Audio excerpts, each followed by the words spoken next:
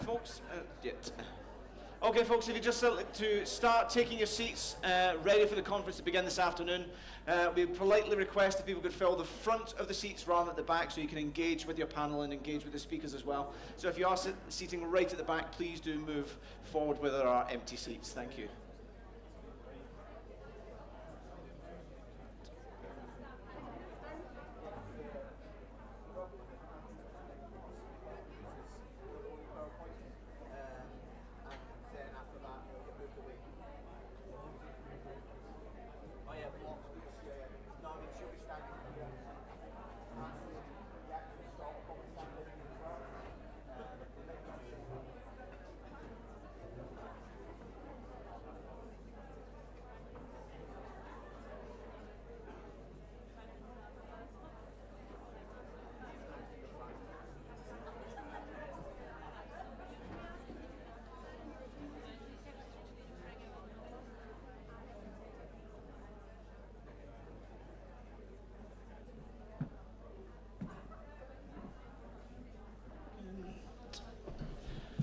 Okay, so just one final reminder, can we ask everyone, even those that are over at the sofas and the couches, please to come across and have a seat over in the chairs. We are going to remove the row at the back, so if you can move yourselves forwards to the chairs that are empty at the front, thank you very much.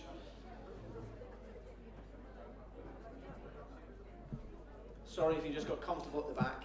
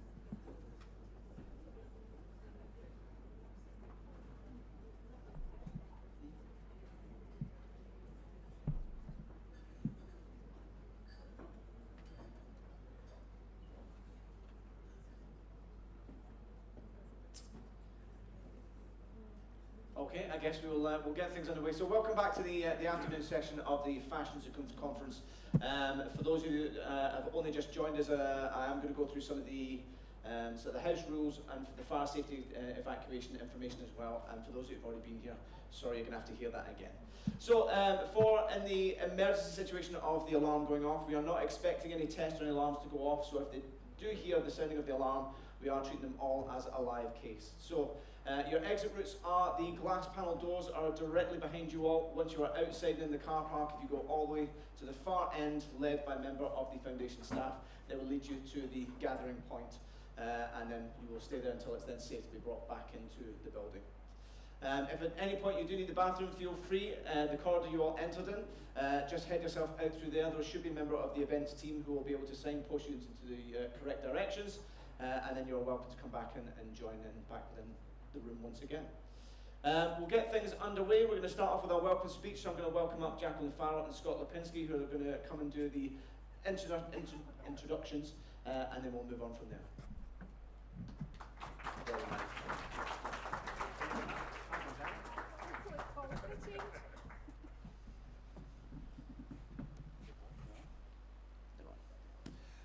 welcome to Fashion Zukunft, part 2. So actually we had, the first part of the day was a youth conference with pupils and students from Germany and from Scotland, so from all over Scotland and all over Germany. This is the second part, where we are focusing on industry from Scotland, from the UK, fashion experts. We have multiple panel talks, we have keynote speeches, and the intention is that we create a new network. It's not a new network, actually. We've been doing this now for 4 years. We had to do it once digitally, so 3 times physically here in Dumfries House, in partnership with the King's Foundation, and this season with eBay, with Lensing, and also the PVH Foundation. There's one special part I think about this day is the first part. The second part is also important, but explaining Fashion Council Germany's engagement a little bit more is we have multiple projects where we're concentrating on youth and the next generation. The pupils that we have here on the estate right now, 24 pupils, are going through workshops. They've been upcycling products, they've been tearing products apart, creating new products. It's part of our Generation Zukunft, Zukunft means future, where we go into schools all over Germany, and we've reached almost 2,000 pupils, and we educate them on sustainable practices. We educate them on job opportunities in the fashion industry. So it's not all about Heidi Klum being a fashion model. It's not all about the superstar designer. So there's many technology innovation jobs. There's craftsmanship jobs. There's even boring jobs that I worked in finance or in admin in fashion companies. But some people feel fulfilled being in the finance department in a fashion company, like myself in my previous job. Now we're coming together to listen to panel talks, and for me always the nicest part of it is the engagement of the audience with the experts. It's a very intimate atmosphere here, and some years we actually got rid of the chairs and we sat in a little circle, so we can always be flexible when it comes to that. But I think the most important part is that we come out here, and I've been saying that a few times, it's all about relationships. And this is about relationship building, creating new relationships, new friendships, and new ideas. Thank you.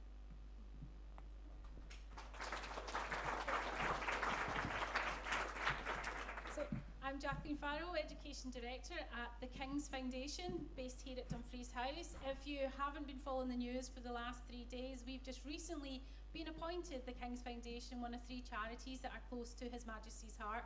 So we're slightly stumbling over the name change here, but we're also incredibly proud to be part of it. And our work is based on his mission of building people, planets and places, so we're creating a sustainable planet for the future. This conference and convening the group that we have here today, both in the morning and this afternoon, is part of that work that we do to build those communities, those networks of the best practice, so that we can share it much more widely and inspire others on the journey as well to become the best practitioners we can for a better fashion industry.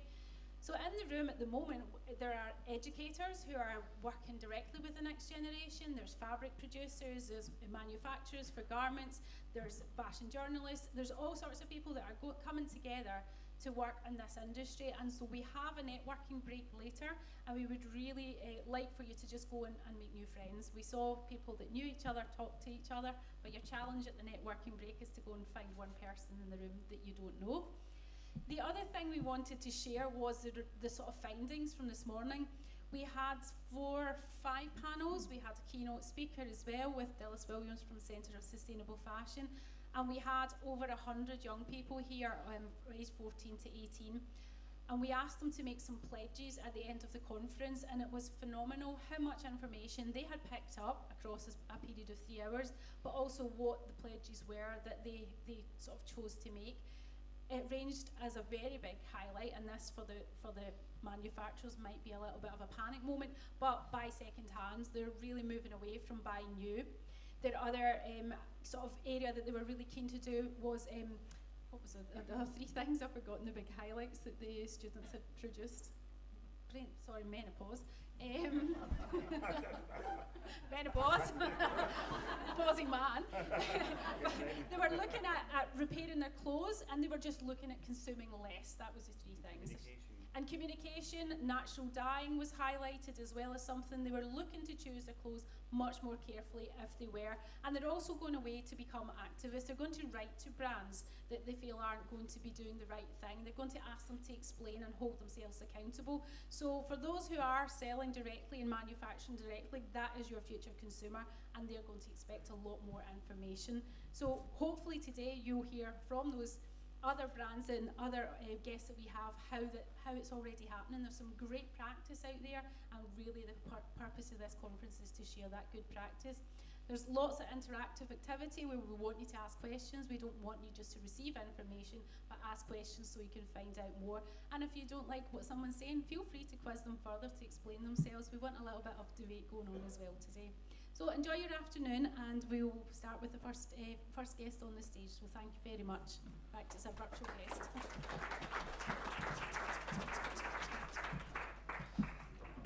Okay, so we're just going to change over from this presentation to another one on the screen, and it will be my point at that point to welcome up onto the stage. So it's Dilys Williams. So Dilys, if you'd like to make your way up, big round of applause, please.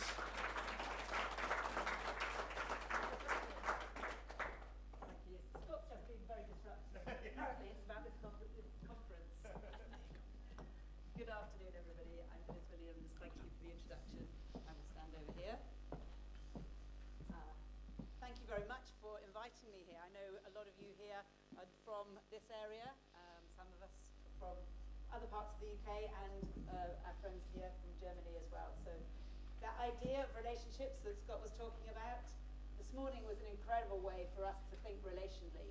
We flipped and disrupted the idea of talking about fashion from talking about the next generation to having the next generation talking with us and asking us questions and actually setting some agendas.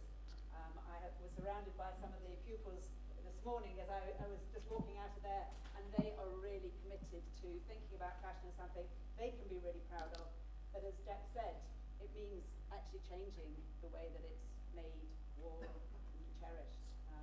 But I know I'm in a room here with a lot of people who are involved in the really amazing end of the fashion sector that does cherish skills, resources, and our connection between each other and with nature.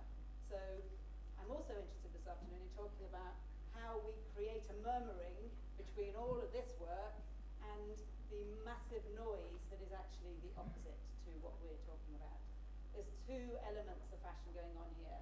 One that is really amplifying this idea of feeling proud about something that is very distinctive as how we are as humans, and the other that is exploiting and extracting and using volume and overstimulation and overconsumption as a means for short-term gain for a few people and very long-term pain and harm for very many people. So how do we amplify the amazing work, and how do we negate the work that is actually not serving us as people and as a sector? So to be able to talk a little bit about that, I've got a few slides, but as anybody who was here this morning will know, I don't necessarily talk directly to slides, and I quite often will respond to who I see in the room in front of me and what seems to be going on. So Centre for Sustainable Fashion is the result of having worked as a designer in the industry for many years and realising there was very little in design education around the ethics of what it means to be a designer from a social perspective, from a societal perspective, and from a biosphere perspective. So 15 years ago, I switched from being a designer to setting up a research centre and thinking about changing education, but also thinking about changing fashion research. Fashion research is actually quite a new discipline in academic terms, and there was no such thing as fashion design for sustainability research. It didn't exist, no papers written on it, nothing really out there. Very few, there's a few books that were out there, but in 15 years we've seen an incredible, real expansion of this idea of what fashion design for sustainability means as a discipline. There's now whole journals, there's a lot of great books, but it's really still an emerging area. It's very complex, and it involves transformation of our perceptions. Gregory Bateson talked about the major problem with humanity being actually our ways of thinking, our habits of mind. And certainly this idea of the way that fashion is currently consumed, and the idea of people as consumers, is an error in our habits of mind. We're citizens, we're participants, we are friends, we're relations, we give things to the world and we take things from the world, and we really need to reconvene this idea of what that means through fashion. So that's what we're about, and we have a lot of fun with it as well, because it should be something that's about joy and hope, because if fashion doesn't create something that is fulfilling and awe-inspiring, then we're also not necessarily making the most of what we can do as ingenious creatures. So our mantra is, how do we explore living well together as humans in a more than human world? And the perception of a fashion designer is all sorts of things, but we've done a little bit of work with young fashion designers, and a lot of them feel a bit embarrassed about being called a fashion designer. So we're really interested in expanding this idea about fashion design being able to care for people, for well-being, and use clothes as the mediator. Products aren't the end point. Products are the mediators of happiness, of fulfilling livelihoods, of economies, of cultures, of care and consideration. So, and I actually used this quote this morning, so excuse people that were already in the room. I'm really excited about this idea of what we can change and what we can't change. The laws of nature we can't change. We know from the amazing science that's out there that we need to reduce consumption of fashion by between 50 and 60% in the next 10 to 15 years. We know that the problem is a social problem. It's about how we consider ourselves, how the inequalities between people and the inequalities between ourselves and nature. We think that we are dominion over nature, actually, until we see ourselves as interbeing, as interdependent in nature. We won't actually have the right societal rules. But we can change those rules, and it's up to us in democracies to be able to do so. And fashion, as Christiana was saying this morning, has an incredible voice. It is the most visible way of us talking. You look around the room, you look at any photograph from any time, you will know something about what was going on politically, socially, what the lives were like for those people involved in that picture. So we have an incredible spectacle in front of us as well. So when we're thinking about the Anthropocene, the first era in which we are actually changing nature's conditions, and we're creating this idea of self-harm, we're taking away the conditions of life, this is an existential crisis that fashion has a really important part to play in, both culturally as well as environmentally and socially. So I'm sure I don't need to tell anybody in the room that whilst probably all of you are doing things that are about contributing to ways to live well together, it's been completely drowned out by the noise of the ways in which there's a license to harm. And that noise is started to be legislated against. It's great, there's some really good EU laws. I'm sure they will be talked about this afternoon as well. And from the UK side, there was an amazing report that came out in 2018, 17 recommendations to government around how the UK could continue its leadership around fashion and climate. It hasn't taken up any of those recommendations, but it isn't too late, and sometimes it takes longer than we think, so we have to persevere. That's something that I've definitely learning over time. But something else that I think is really important that makes that connection between fashion and wider issues from an environmental and social perspective is that now the World Economic Forum recognises the biggest risks to economics, to world finance, are not just climate change, but our climate action failure, us not actually making the changes that we need to make. It's about extreme weather, it's about biodiversity loss, it's about this idea, I turned this around actually on purpose, and you'll see in a minute, livelihood crisis and social cohesion erosion. But those things are linked to that list that you can see the right way around.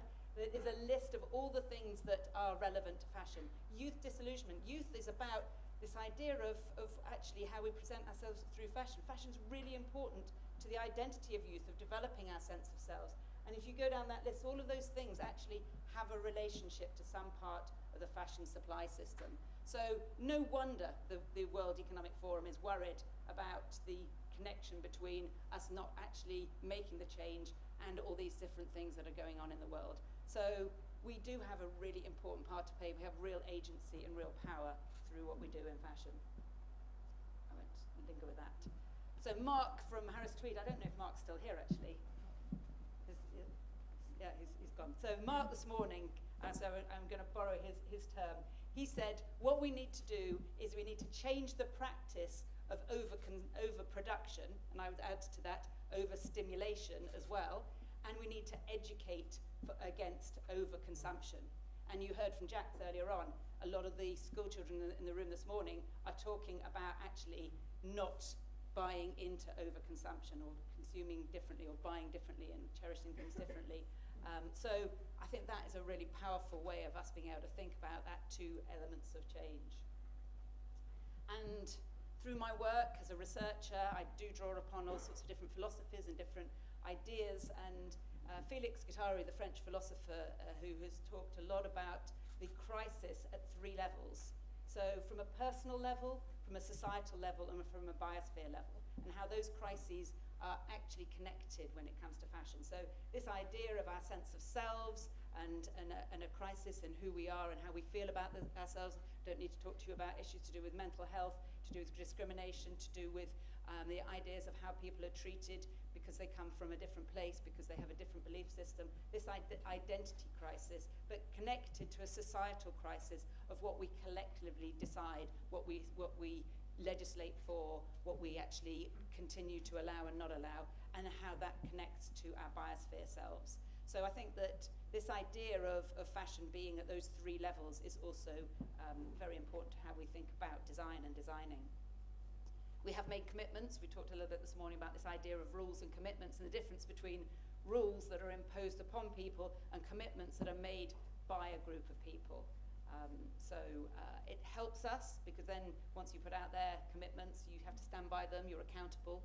And fashion governance and the way that businesses are governed is also starting to really be changed. We're seeing people put a representative from the next generation onto boards. We're seeing people put representatives from nature, people who really have either an indigenous cultural background that understand different perspectives of nature, or being able to think about how the most vulnerable person in the world is represented on a fashion board. These commitments are really critically important at this time. But I wanted to spend a couple of minutes talking about this idea of being a fashion designer, as I am one, I was one, and as a fashion design researcher. And I think this term gets used in a way that is considered very narrowly. Actually, anyone who designs is thinking about how to improve an existing situation and make it as a situation that is better in some way, but you've got to understand what you mean by improved and what you mean by better. And we've been doing quite a bit of work around what it means to be a designer. And without getting too sort of rational about it, there's 3 elements of being a fashion designer, or 3 different kinds of capabilities of fashion design that we're really seeing coming through, which is really interesting. The idea of a creator of boundary objects. If you're working in a big business, you've got a design team, you've got an existing system, you can't change certain things, but you can change others. You've got these objects, a collection that you're expected to create. In that position, what do you do as a designer? What are the decisions that you make that actually can make a big impact, quite often to a great wide scale? But you're going to be confined to making a change within the context you're working in. We're finding, though, alongside that, there's a lot of designers that are working as co-inquirers, whether it's with their customers, whether it's with the people who are making their production, to have a much more interactive idea again about how to create fashion, which actually, as somebody, I grew up and was first a fashion designer in that system because I worked in factories in London, or did all my sourcing in the UK through Harris Tweed, through Linton Tweeds, etc. So I had that connection. As fashion has become more disconnected, people don't have that co-inquiry sense of understanding what the causes and consequences of their decisions are. So being a co-inquirer is actually a way that we're seeing a lot of young designers really thinking about their roles. And then the third area, this creator of learning objects, which is about being a designer but not necessarily making product. So some of our designers are going out and creating apps around how you care for clothes, how you get them serviced, etc. We're seeing models of resale, we're seeing models that are actually about creating conditions where other people interact around fashion. It's not just about making new product. And I think these ideas of what it means to be a fashion designer being expanded are very exciting. So at the centre we have developed a framework based on our tacit knowledge and through experience of working with designers. So I'm a researcher who does draw on various theoretical and philosophical principles, but most of what I've learned is through practice. It's emergent practice around this idea of what designers are actually doing. So we've developed this area of 8 mindsets. So a lot of fashion and sustainability starts with the symptoms.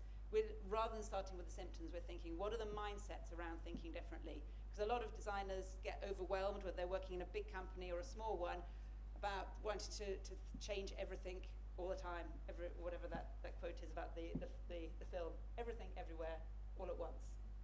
And yes, we do need to change everything, everywhere, all at once, but it's also overwhelming. So we've created 8 design mindsets out of the work that we've seen, and those mindsets are how people really think differently about their practice. So I won't spend time going through them all now, but they're all on our website, and we've got an online course for designers to really work through those. But a couple, for examples. One is about sufficiency. How do you decide what is enough, both in your own life, in your practice, in your idea of whether you want to be a big company or whether you want to stay a small size but find a way to be able to really have a good livelihood while staying small. But that idea of sufficiency, instead of only thinking about growing everything, is really interesting. And I think the networks of lots of small businesses, over 99% of fashion businesses are small. So being networked but staying autonomous within a wider network is now a lot more appealing for people than necessarily going into a big business that actually is very vulnerable.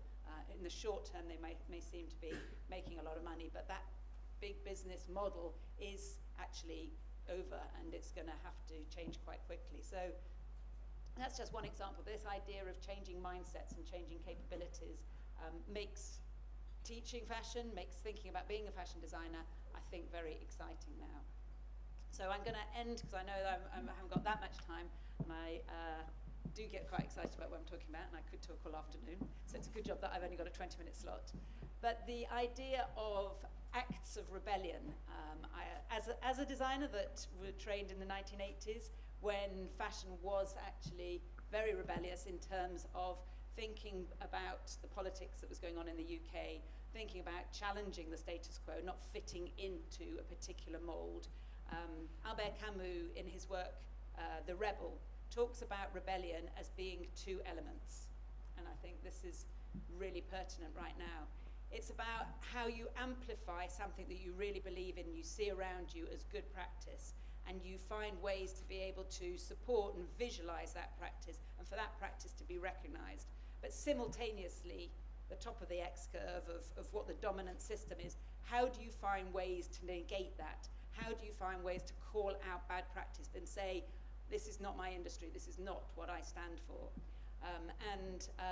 We're not going to do that overnight, and it's not a binary of judgment and finger pointing, because the people who are working in those big businesses are the incumbents. It's not easy to change things. So again, one of my students actually said to me, so it's about being a midwife to support the growth and the development of something that is a different way of being, but at the same time it's about being people who help the retirement home to be able to take that old business and help it to slowly, carefully to dissolve and become something new. So I hope there'll be some questions about this, because I think it's really interesting to think about how we can make a change across the industry, but not the same kind of change. What you can do as a small designer and what you can do when you're working as a design team in a big business are 2 different things, but how can we help to connect those ideas and talk to each other? So my final slide is on a piece of work that we've been doing with the Kering Group, who you may know are the mothership of Balenciaga, Bottega Veneta, Gucci, and a number of other maisons. And we've been working with them for a long time. This idea of relationship, on the one hand, new relationships are really important, but to create relationships of real trust can take time. And we've been working with them for nearly 10 years now on this idea of how can you really think about the values of fashion and what fashion values. And we've created 4 open source online courses that are free for people to access, co-created between ourselves as researchers, between people in different parts of the supply system, and with people from the maison, so that we're in this space of being able to talk to each other about the big and the small, the new and the established, of what it means to value fashion. And we, this year, have developed a way to be able to find out what the next generation are thinking about the values of fashion through thinking about fashion values well-being. What is it to be a fashion designer with the premise of designing for well-being? So this is open on our website at the moment, and I'd encourage anybody who knows any emerging designers, any school leavers, any students, to be able to put their ideas forward, and then we'll share those with everybody so that we're learning constantly from each other. So that's just a little snapshot to open the afternoon at this idea of what it means to work relationally, what it means to flip the system, both from the next generation to the current one, but also, as Max Neef, the Chilean economist, talks about this idea of flipping from an economy-centered world where the ecology is on the outside to the opposite way around, an ecology-centered, a radical from the root, from understanding where we're from, who we are, and the fact that we have interdependencies with nature, and then economy becomes something that is the livelihoods out of that. Because, as John Ruskin said, the only wealth is life. So on that note, I will leave you to the rest of the afternoon and look forward to thoughts, conversations, questions. Have we got time for questions now? Yes, yeah. We have, great. Or thoughts or comments. So yeah, there is room for at least 2 questions at the end of each panel, but if you do not get your question asked, just so everyone's well aware, there is a networking break later on in the day where I'm sure all the speakers and all the panelists were happy to be approached. So if there's any questions, please pop your hand up. We've got Kelly at the far side will come across with the microphone to help and assist. One question at the back.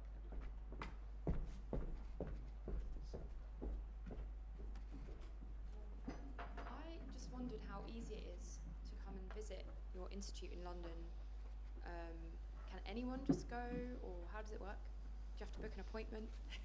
We hate people turning up where I work without an appointment, but it happens, so I just thought I'd ask. Oh, thank you.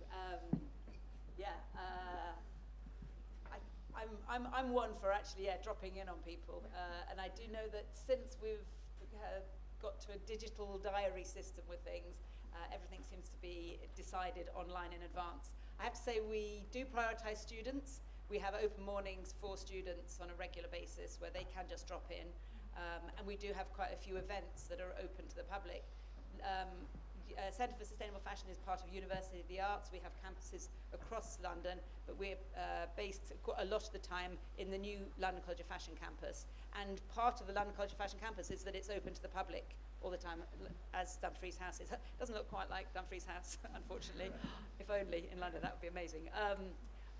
So we do, but we have a lot of events. We've got an event coming up on the 22nd of November, which is open. I mean, I can make sure we share the details, which is under the title of Designed for Life. And we're presenting some of our work. We're talking about some of the really challenging ways in which we're thinking about what it means to be a designer. Some of our design team are working in refugee communities in Syria, in West Africa, and East Africa, and what it means to design for lives and life in that context, what it means to design with displaced people in London, what it means to design as a designer working in a massive business. So that's the sort of next time we'll be open to the public.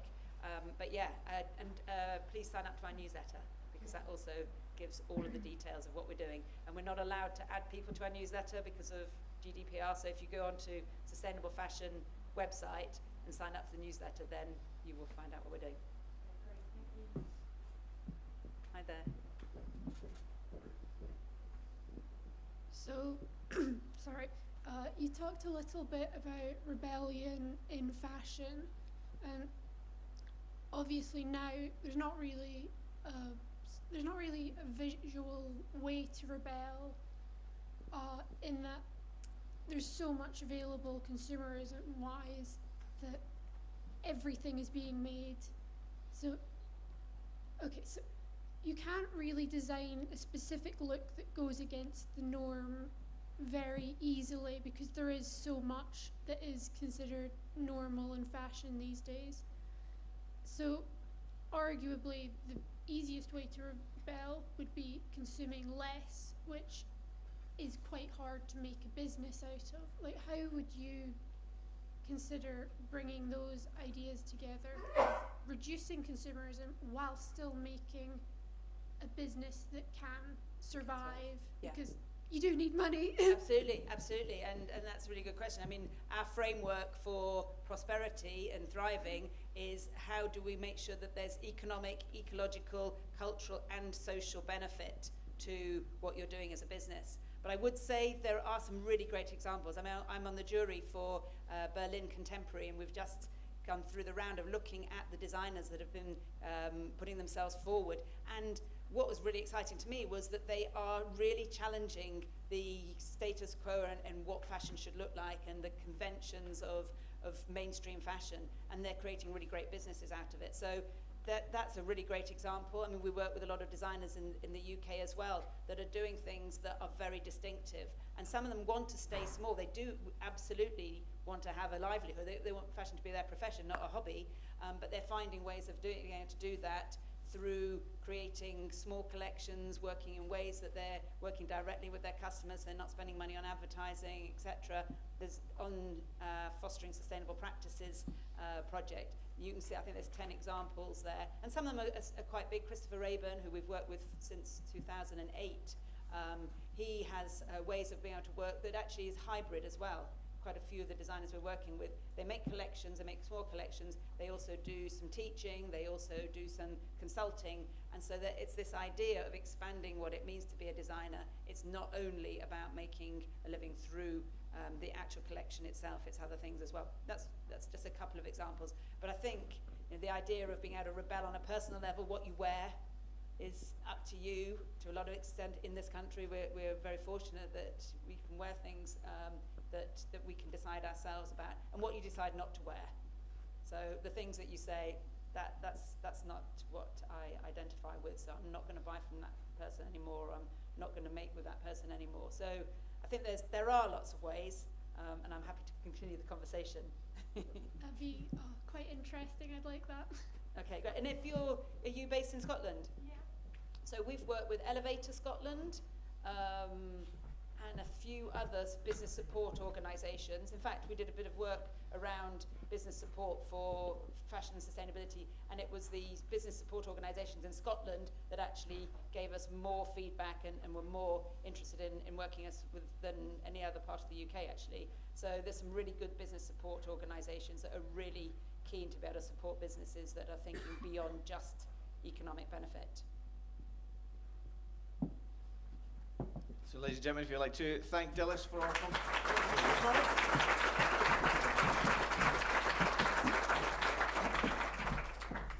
Okay, always the most nerve-wracking part of my part is actually making sure I pronounce anyone's names well. So I apologise now before we move on to the next part. I'm going to try all the names. So next up, we're going to have a panel that's going to be led by Cheryl Mullen. Welcoming up onto the stage, we're going to have Sophie Clausen, Emily Chan, Ian Finlay and Patrick McDowell. So if you please welcome them up onto the stage.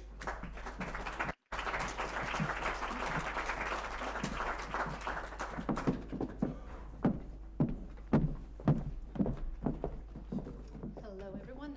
May I ask you to work as the Oscar theme music, so when you approach the stage that I know the time is up, I'd appreciate that. I charge extra for that, but okay.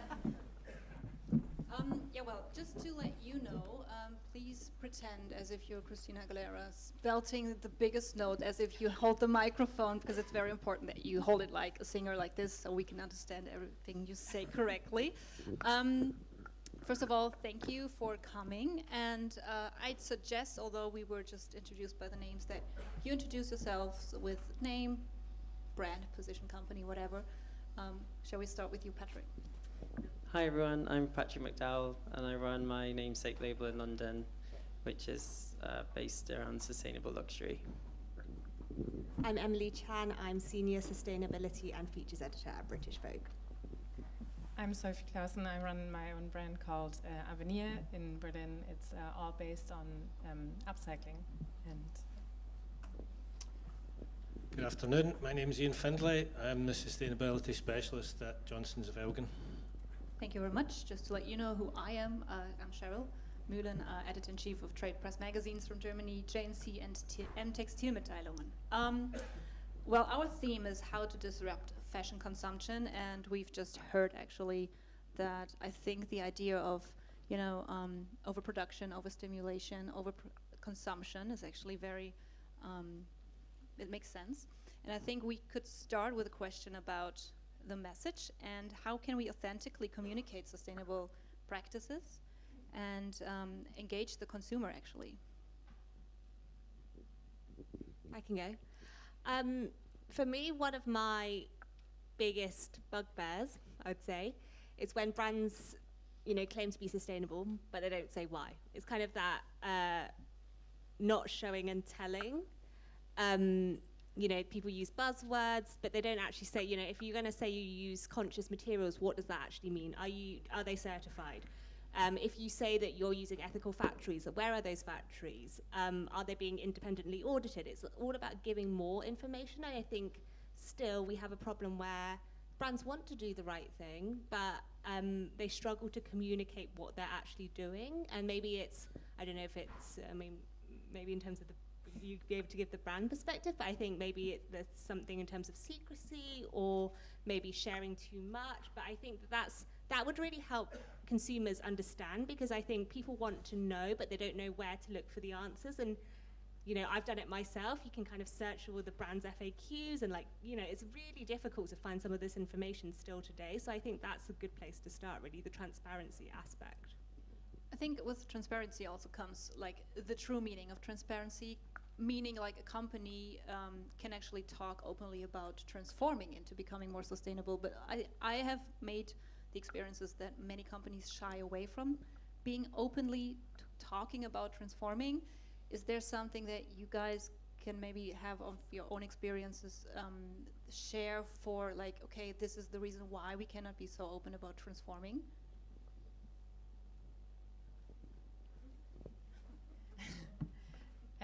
Since I'm, I think, the youngest brand out of all of them, I didn't have to transform yet because I started straight away with the idea of being transparent. And I have to agree, the moment people learn more about your product and you can talk openly about what you're doing, that's when they are the most interested. Let's say, for example, these pants, they're completely upcycled from 2 old denim pants, and we sell them as they are in different colors, for example, and they run quite well because people like to send us their old denim pants, and then they're even willing to wait for a little longer than they would usually wait and take their time, and then we get the denim pants and we turn them into something new. And I think that as a communication tool for us is actually really, really nice, because the most transparent we can be, and as long as there are no really certifications from a government or something, I think these are good tools for young brands or any kind of brands to come up with their own certifications in their own ways to make it as transparent in their own ways as they can. Yeah. I kind of agree.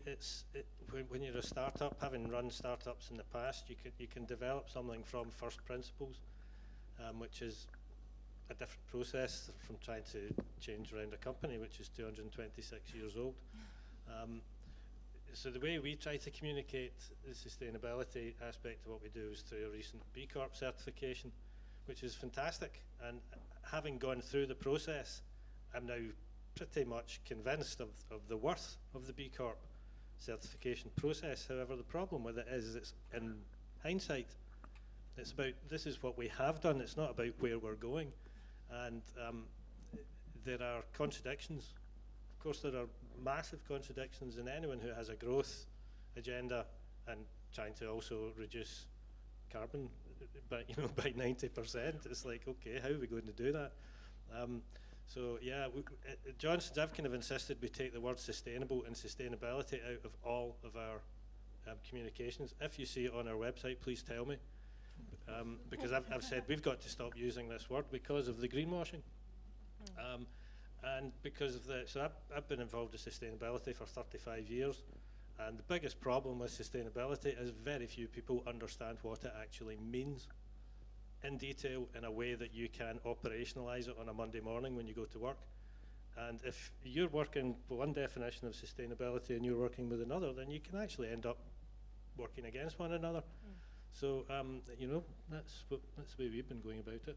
Being careful what we're saying and making sure you can stand on what you say and prove it. I think that's a very interesting aspect, the fact that you have to be careful because it's such a sensitive matter that you can actually step on something. I think what you mentioned with the pants is also an interesting part about the scale. I mean, if you have, as a small upcoming brand, of course your scale of production is totally different, and I think maybe we can also talk about how brands, let it be older brands or new brands, can actually bring both coherent together, sustainability and, I know the word trend was earlier on not the most favorite one, but how can we, or how can the brands actually put together sustainable approaches with the trends and demand of consumers?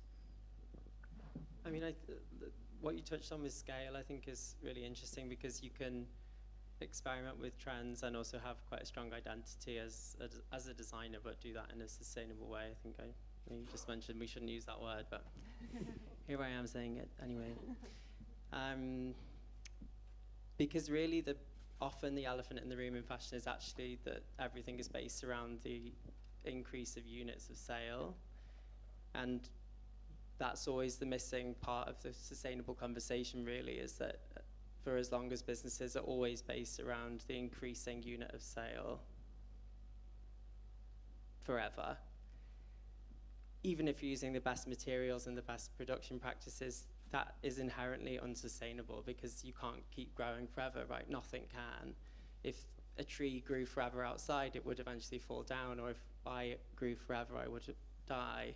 So it's the same with a business, right? It's a living thing, it's made of people, and it can't keep growing. So you have to come to some kind of middle ground with your investors or the stakeholders involved in your business, and be comfortable with the fact that you might level at a certain point. And if you do that, you can explore different things and have a really interesting and dynamic fashion brand that can follow seasons, I think, but just in a much more considered way. I think the consumer plays a big part in this entire change, and one of the things is how to, I mean, humans are based on routines, right? We love to stick to routines, so you have to take away the routine of fast fashion consumption, for example. How can you actually reach out to the consumer and probably make him shift to a more sustainable approach of consuming fashion? I think for me, it's making the sustainable option just as desirable and just as accessible as the options that they're used to, right? So in terms of things like circular business models, I think it's great that we've seen, you know, the rise of resale, rental. It's kind of, you know, especially in the UK, I'm sure it's the same in Germany too. It's expanded so much just in the last few years.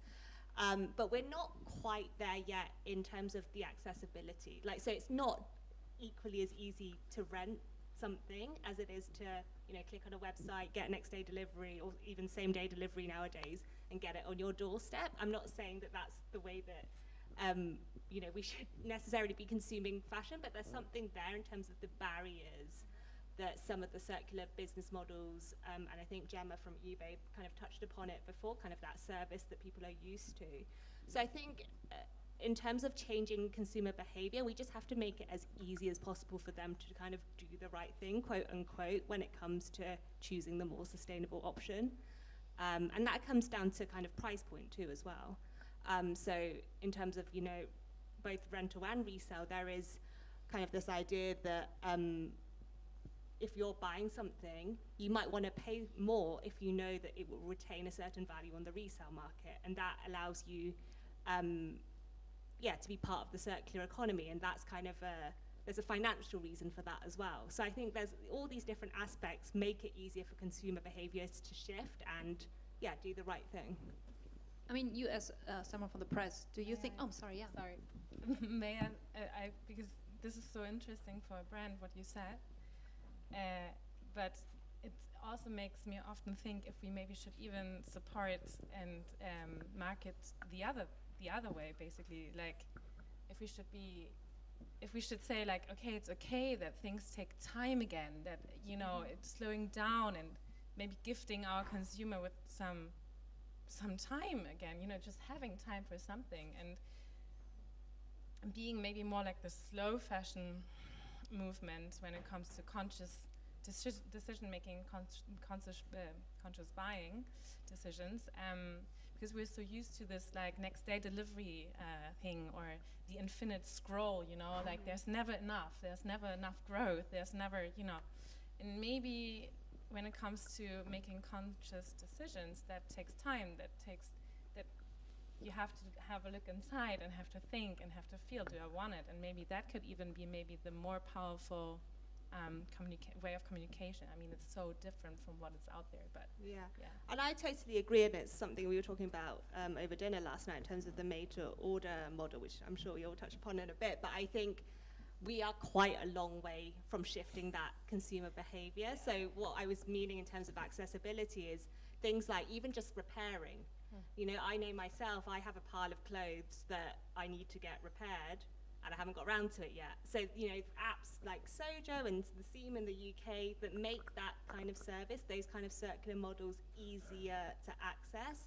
Like, it needs to be as easy for someone to repair something as going to a shop and buying something new, or going online to buy something new. So I totally agree with you. I do think we need that shift, but currently, in terms of the movement of where the industry is going, if we can encourage people to use more circular business models, I do think also the accessibility and that ease needs to be there too.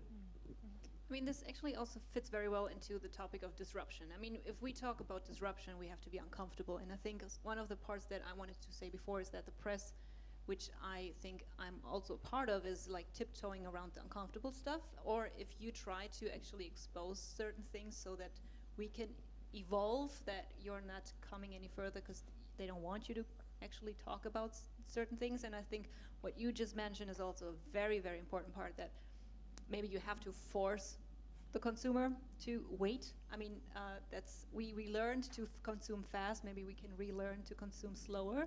And I think what's also one of the things that because of the B Corp, I have a hang. Certification. I wanted to say B Corp Corporation, which sounds weird. That the consumer has orientation with certificates, and that you have a leading path that you can follow. And I think this question is for you all. How do you think, in your position, how can you actually make an impact in disrupting the fashion consumption? It can take a few seconds. I don't know, perhaps by offering an alternative, and that's what the B Corp's trying to do. I mean, the B Corp's it's just a badge, but actually behind it, it's a materiality impact assessment tool. And that's what I see it as being useful for. I don't think I'm really answering your question there. Well, maybe, like, what do you think you can actually do, you as an individual, where you think maybe it's not the step of, like, the first step from Neil Armstrong, but it's a step into the right direction. Someone will follow along. You have to hope so, and I think you need to just aim at those customers who want to buy into this. A lot of people don't care. A lot of people do not care that the fact that the products they're buying have a bad impact on the environment. They don't care that people are being exploited. I think you just have to go for the people who do. There's only so much you can do, and there is this idea that it only takes a certain number of a population to adopt an idea, and then everybody else sort of comes along behind, and maybe that's the role that sort of conscious or eco-friendly, whatever, brands can do. And the economics of unsustainability will take care of the companies that aren't buying into it. They won't comply with the legislation. The costs of complying, the cost of waste production will go. Brands won't come to them if you're not complying with chemical and water and carbon and all the rest of it. The companies that are not going down this route will go out of business, and good riddance. Good riddance. And I think also with fashion, ultimately, it's at different levels, but really it's about emotions, right? The reason why we all choose clothes or buy clothes is because they make us feel something. And you can feel a small thing by buying something in a certain way, or you can feel a lot by waiting for something and ordering something, having something made for you and wearing something that fits you properly and something that's cut for you feels incredible. The level of dopamine you'll get from that every time you wear it is much higher than something very cheap. And so I think the more we can kind of play into that emotional connection that people have with clothes, and I'm sure we can all relate to that feeling that we've all probably had where we put something on and feel like we can do that thing we couldn't do before. You know, like before I did this talk, I went and put this shirt on because it makes me feel better than it did not wearing it. And so I think the more we can play into that narrative and look at the trends of things moving towards experiences, right? Like we're constantly moving into experience-based consuming, and so if you follow that trend, then how can we do that with fashion? And it's through things like repairing and aftercare and making to order and building those experiences around the clothes, which ultimately play into sustainability, but also connect you more with your client and allow them to come back to you. And so you can kind of make it a win-win if you do it in the right way, I think. Beautiful words, because I can see the Oscar music playing behind you. I think we could, for every talk, go on and on, because there are just so many good people in this industry having so many good thoughts. And I think what you said to finish this talk up is, I have heard, I don't know if it's true, somebody told me, I think the person is credible, that actually the emotion of not buying has more adrenaline as if you're buying something, which I think is a nice food for thought to think about next time you might want to click and buy it or not, because scientifically it's probably a better feeling not to buy it. Thank you very much to you guys. If you have any questions, feel free, or like someone said before, if you just have a thought that you want to add, feel free to do that.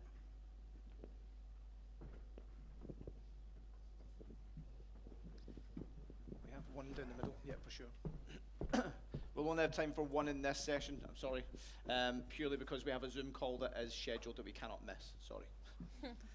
I just wanted, we're tiptoeing around very much about how the consumer goes about buying, and I think it's a bit of a two-way conversation. It's a little bit like a mother parenting the son or daughter. How about you need to collaborate together, in my opinion. We've made it very easy for consumers. We've basically spoiled our children, and we've given them a sweet shop all for the price of 10p. I think it's time to fucking give a bit of tough love and start educating, and basically make your menu smaller, but make it more priceless, make it something beautiful, and make it simpler for them to then slowly decide what it is that they want. Is that a silly thing to suggest? I mean, I think Zara changed their returns policy recently, so you can't have free returns anymore with Zara, and I'm sure their returns have gone down. Yeah, although it is actually much better than places like Shein. They are there. We cannot ignore them because they are still there. So we have. They're still there. Yeah. I mean, I agree with what you said. I always think reducing the offering and. It's a bit like how we went about a restaurant menu, and less choice is better, because we just make it simple. You can have a fish, you can have a meat, you can have a vegan, whatever. And I think. Simplify it. Yeah. Make it better. But always doing it in a beautiful way. Yeah. Child, whatever you want to look at it. Yeah. And then say, well, which option do you want to take? And think about it, and then put your money where your mouth is. Yeah, I guess the challenge is, how do we get to that place? What happens to all these businesses?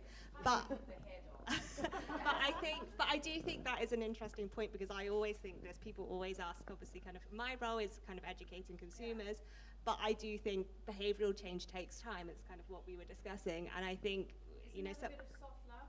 Well, someone mentioned legislation earlier, and I think that's how we're going to get fast change. Consumer behaviour always will take time. I'm completely on your side. I think we should all cut the heads off. But on the other hand, and that's very interesting what you said earlier, as a small and young brand, you have to get to that point where you're able to do that money-wise, And so it's been really nice what Dilys said earlier. If you find like a hybrid model for yourself, teaching, but I mean, you're also a human being, and you have to have life as well. But I mean, yeah. So I think that's the reason why it's still so hard. Yeah. Yeah. To continue this in the network, Yeah. because the Zoom call is coming in. Yes, yeah. Thank you very much. Sorry. Thank you. Thank you very much. Okay, so we'll move swiftly on. So Jacqueline Farrell is going to come. She's going to moderate the next panel. She's going to be joined by Alyssa Brunato, Simon Cotton, Justine Aldersley Williams, and Alice V. Robinson. Hopefully I've said them all correct. So please come up onto the stage and show them appreciation as they do.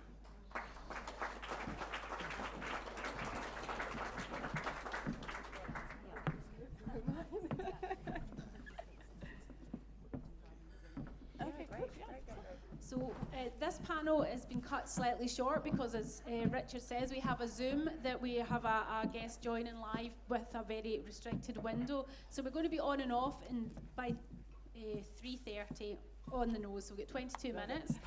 This is a panel of disruptors, non-conformists, owners of some really bonkers ideas on paper that have made it come to reality. So I believe this is a really inspiring panel. It's a really exciting moment, but I'm going to ask you all to just do a quick, going to ask you all to do a quick introduction, your name and your business model. Hi, I'm Alyssa Brunato. I'm the CEO and founder of Radiant Matter. At Radiant Matter, we create materials with metallic sparkle, and they're made from plants. Oh, pass that on to you for after. Hi, my name's Alice Robinson. I'm an accessory designer and co-founder of a company called British Pasture Leather, which is producing leather from the hides of cattle raised on regenerative farms in the UK. Yes, Simon Cotton, own and run McNaughton's, which is a weaver. I ran Johnson's for 8 years before that, and I was one of the founders of the Sustainable Fibre Alliance with Burberry and Carrie. Hello. I'm Justine Aldersley Williams. I'm the founder of the Northern England Fibre Shed and a natural textile dyer, I should say botanical textile dyer, at the Wild Diary. And my business model is growing my own pair of jeans and being possessed by plants. So from science to plant possession, we have a real range of topics to cover. So you bring different experiences and models of scale to the creation of the materials that you use. You combine traditional approaches, but with innovation in each of your areas, whether that's looking to the past and traditional methods and reinventing them, or brand new approaches. But what, in a practical sense, does innovation mean to you as a business? What does innovation mean to us? Going against what's currently normal and creating something that is just going against something normal. I'm going to be short because we don't have much time. That's my short answer. Innovation for us is doing the same thing, going against the norm. For us in leather, the general norm is that the material is an abundant and often very cheap commodity, and what we're trying to do is create new systems where we can revalue and redefine what that material means to food systems and fiber systems, and what that stands for really in terms of a material culture that reflects how we are going to produce food and produce fashion in for a sustainable future. So we're using mostly a 7-layer bioengineered material, which is completely plastic-free, completely natural, biodegrades, and is flame-resistant, so it doesn't need chemical flame retardants if you use it in upholstery. You can distribute the production units all over the country, and they stand on the hillside and they go bar, bar, bar, and you shear them once a year. And it's great to talk about innovation, but actually natural materials is a fantastic way to go as well. And if we want to avoid all of our growth being about polyester, it's got to be a bit of both. In terms of innovation, I'd say, I'm speaking both as an individual artisan, but as a representative fibre shed, it's about initiation. I think nobody should be designing or making or selling clothing without having undergone the kind of direct relationship with natural materials and embodied experience of human labour that I've gone through as this kind of initiatory process with flax and indigo.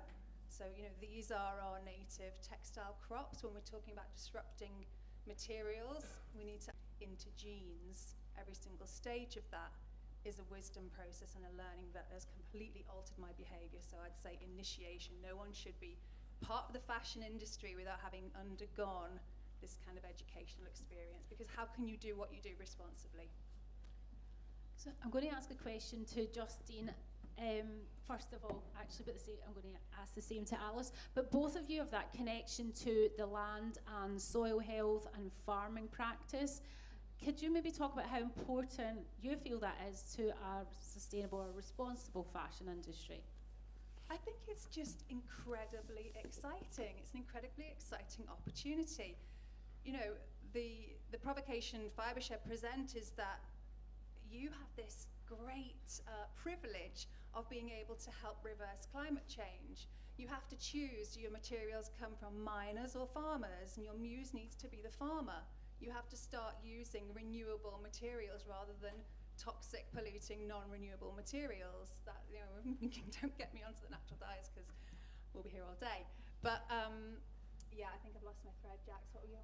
It was really about the connection to farming that's so important to us, the responsible fashion industry. Yeah, the beautiful proposition that, you know, there is a way to farm that regenerates. It's not just sustaining, it's not just business as usual, it's actively giving back more than we're taking so that carbon can be sequestered out of our overheated atmosphere back into our soil. You know, our soil health is appalling, and we are facing, you know, food shortages imminently. So the fashion industry has a role to play in that is really, really exciting.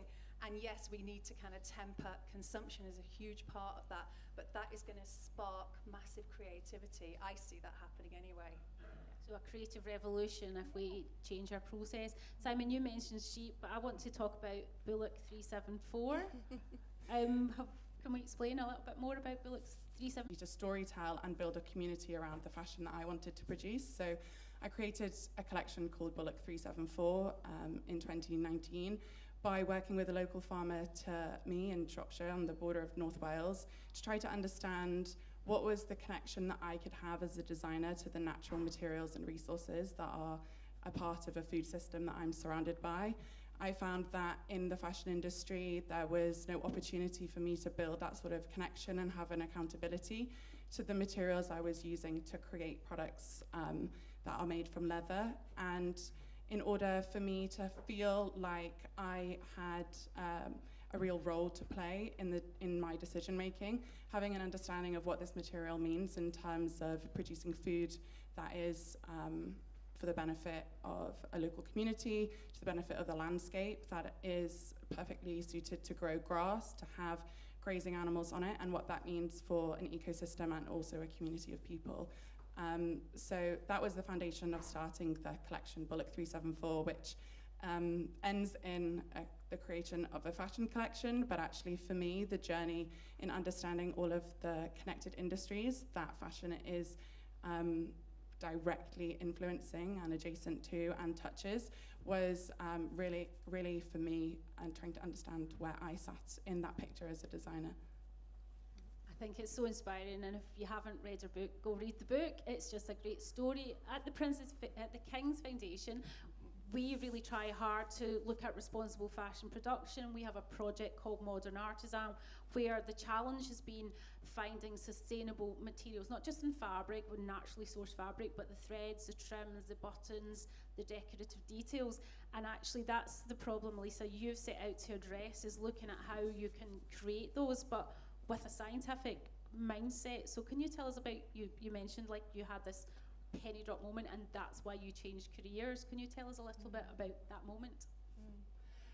Yeah, I mean, I think so I have a background in fashion and textiles, and I've been working in the industry for over 10 years in supply chains, management and textiles. And it was sort of within being amongst these different factories in different locations. It was China, Italy and India, Europe and India.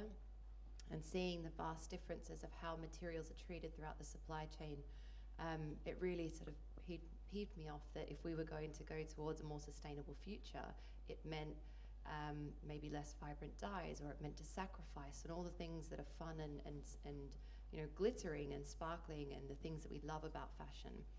And this sort of vibrancy of color was so embedded in mined minerals or plastic And there's so much innovation around, you know, different types of leathers or textiles and fibers, but what about, you know, the decoration?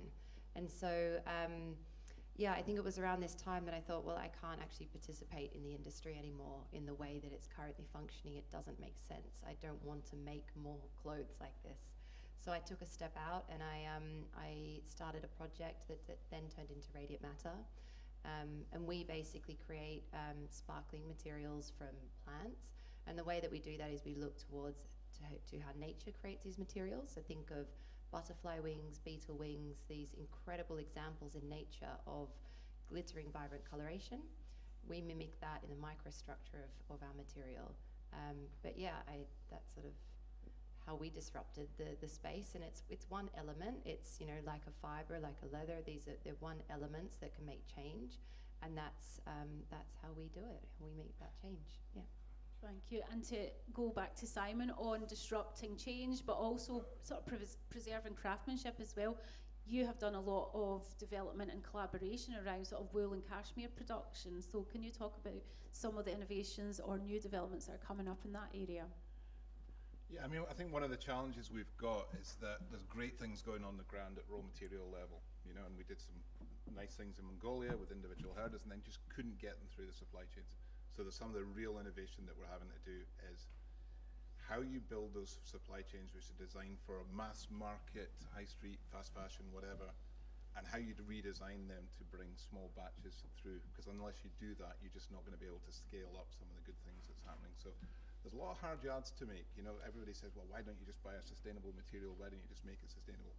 It is really, really tough to bring some of this great stuff that happens at a raw material level all the way through, and you really need to redesign entire supply chains, production systems, all the different elements within the industry structure to make that stuff happen. It needs a whole mindset shift. Sorry, I just want to echo that from the material side.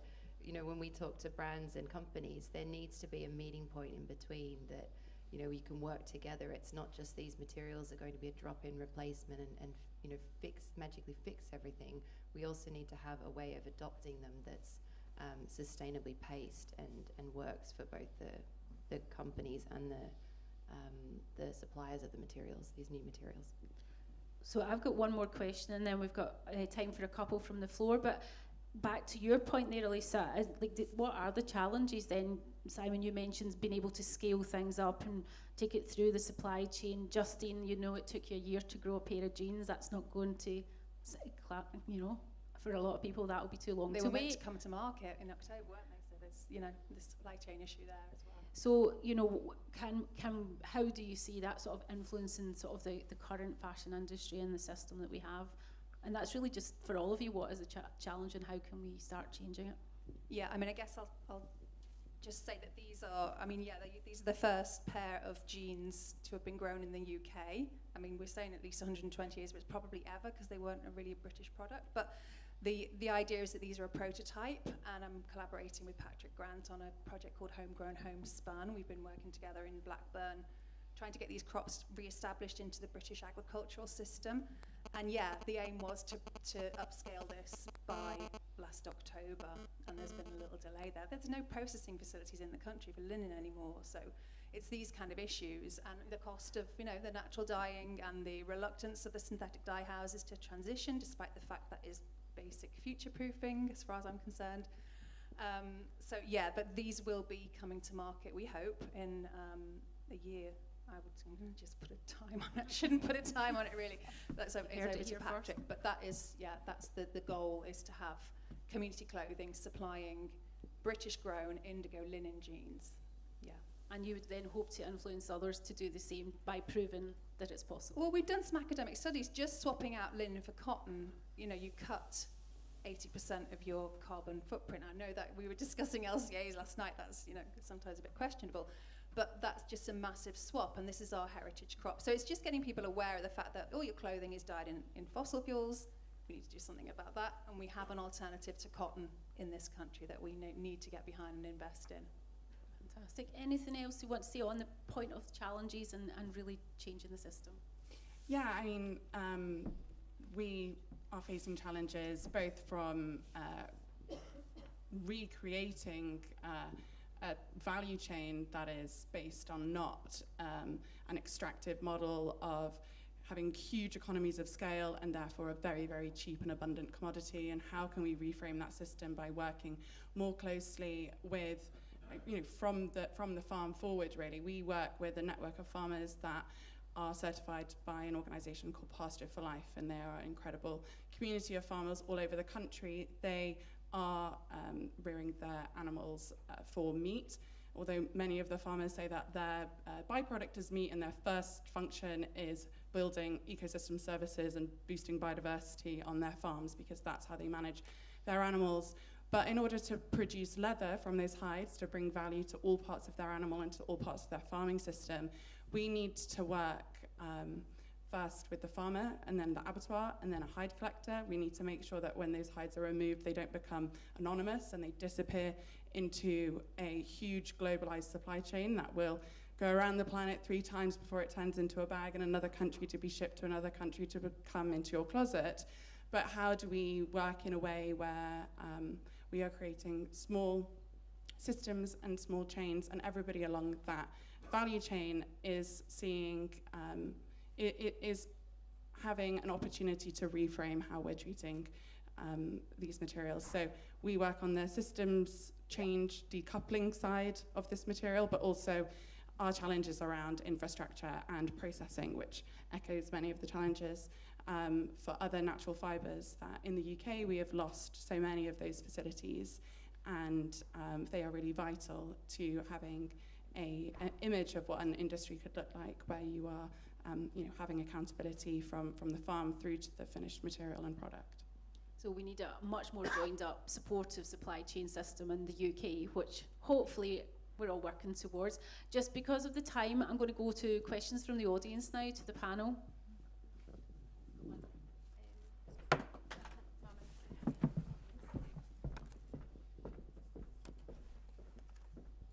Thank you very much. First of all, congratulations and really inspiring business models. But what I wanted to ask you about is, sort of in my world, there's no such thing as a sustainable material. There's only a material in a circular system, so a system of circulation.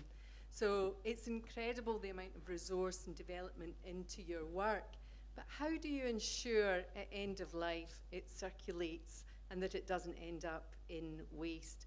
And also, how can we, without sharing systems, we don't know that. So how can we really support that? And also, how do you feel about when your product leaves you and you have no idea how the person who receives it, what they'll do with it? So a couple of questions there, thank you. Could I start on that one, just because we have a material that will fit into a short-term cycle, and then also is expected to be something that is recyclable. So if we think of cosmetics and the glittering materials that are in cosmetics, you use that product once and it goes down the sink. So there it has a lifespan of once and into nature or into systems. Particles are so small they don't get filtered out. So there we need high compostability. We also then have, if you think of sequins or if you think of embellishment that goes onto a garment, you maybe want that to circulate, like you're saying, at the end of life. And so for that to be able to be recycled then is all of a sudden really important, so that it can maybe go into recycling of cellulose garments, but also have the durability that can circulate around the consumer cycles more and more. But then also, it's the other tricky thing, if it leaks out into nature because it's tiny microparticles, that it's not going to damage the nature that it goes into. So we actually have, and one of the challenges is meeting all these crazy demands of a product, and the consumer demands that we have to adhere to, and they very much around compostability, biodegradability, recyclability, and also circulating. And we can tailor it to fit those cycles, but we also have to make sure that when we put the product out into the garment, that there's enough communication around this very new material and how to which is a big supply chain sort of issue, and something that eventually we'll try and communicate with that radiant matter sort of name tag. Simon, is there anything you'd like to add on that point? I think we're in danger because we talk a lot about recycling, we're in danger of telling consumers faster in consumption is okay. Recycling is a last resort. You've got to make things last forever, you've got to hand them down, you've got to sell them, and if all else fails, biodegrade them or recycle them. But I think there is a danger at the moment that we focus all the time on recycling, and it just says, everything's okay, just go ahead doing exactly what we're doing, we'll recycle at the end. It's really hard to recycle finished garments, and it's very, very problematic and quite expensive. So we do have to make stuff last forever. I think on that note, we're probably going to have to finish about making stuff last and valuing it and building a better supply chain in the UK. But thank you very much to my panel. More questions to them in the network. She's actually joining us on Zoom at the same time, and there's time for a Q&A directly with Amy at the end of that. So fingers crossed, technology works.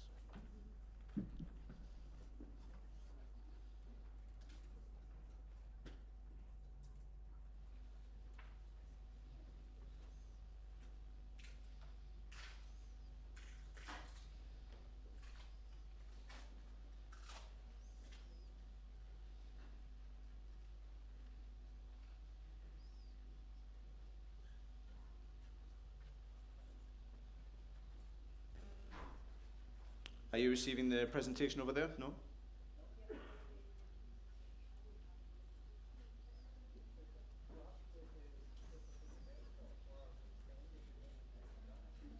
Hmm?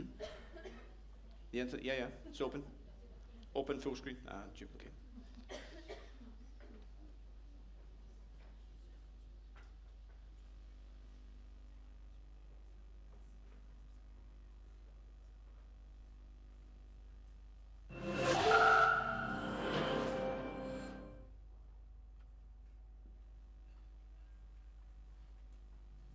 I was determined to be a designer, a fashion designer. My career was built off my childhood happy place of crafting with my mother. And I dreamt of unleashing my creativity in an industry that was born on style and trends and luxury.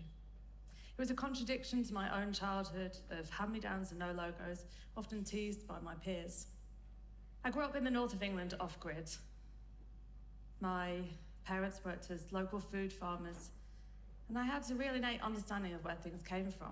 We were the bottom of the food chain, we all worked as farmers, and I watched our small wind turbine turn natural resources into energy firsthand. It did also mean if it wasn't windy, I couldn't watch TV. Getting into my dream industry, I'm a very inquisitive person, so I decided to pick away at the seams. And so 6 years ago, as a creative director of Mother of Pearl, I embarked on a mission to make a fully sustainable collection for my brand. I didn't really know what that meant, so I journeyed from field to finished product, emotionally engaging with the people and the planet, picking away the chains, linking them back together. We all get the notion of farm to table, right? We understand where our fresh produce comes from. It's written on the packet, and also from point of harvest to the final product. It kind of looks the same. But what about field to fashion? Fashion is also born of natural resources. Your clothes come from either a worm, an animal, agriculture, forestry, or fossil fuels. Without worms, there is no silk, no sheep, there's no wool. Without agriculture, there's no cotton, no trees, no viscose, and polyester, which is the most widely used fabric of all, because it's cheap. Comes from fossil fuels. It's made of crude oil, which is the same oil that you put into your car, the same fuel you put into your car.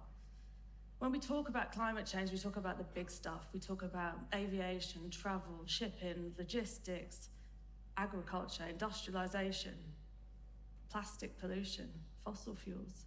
But this is where your clothes come from, and they are playing their part. Take a polyester dress, for instance. It is both fossil fuel and plastic pollution combined.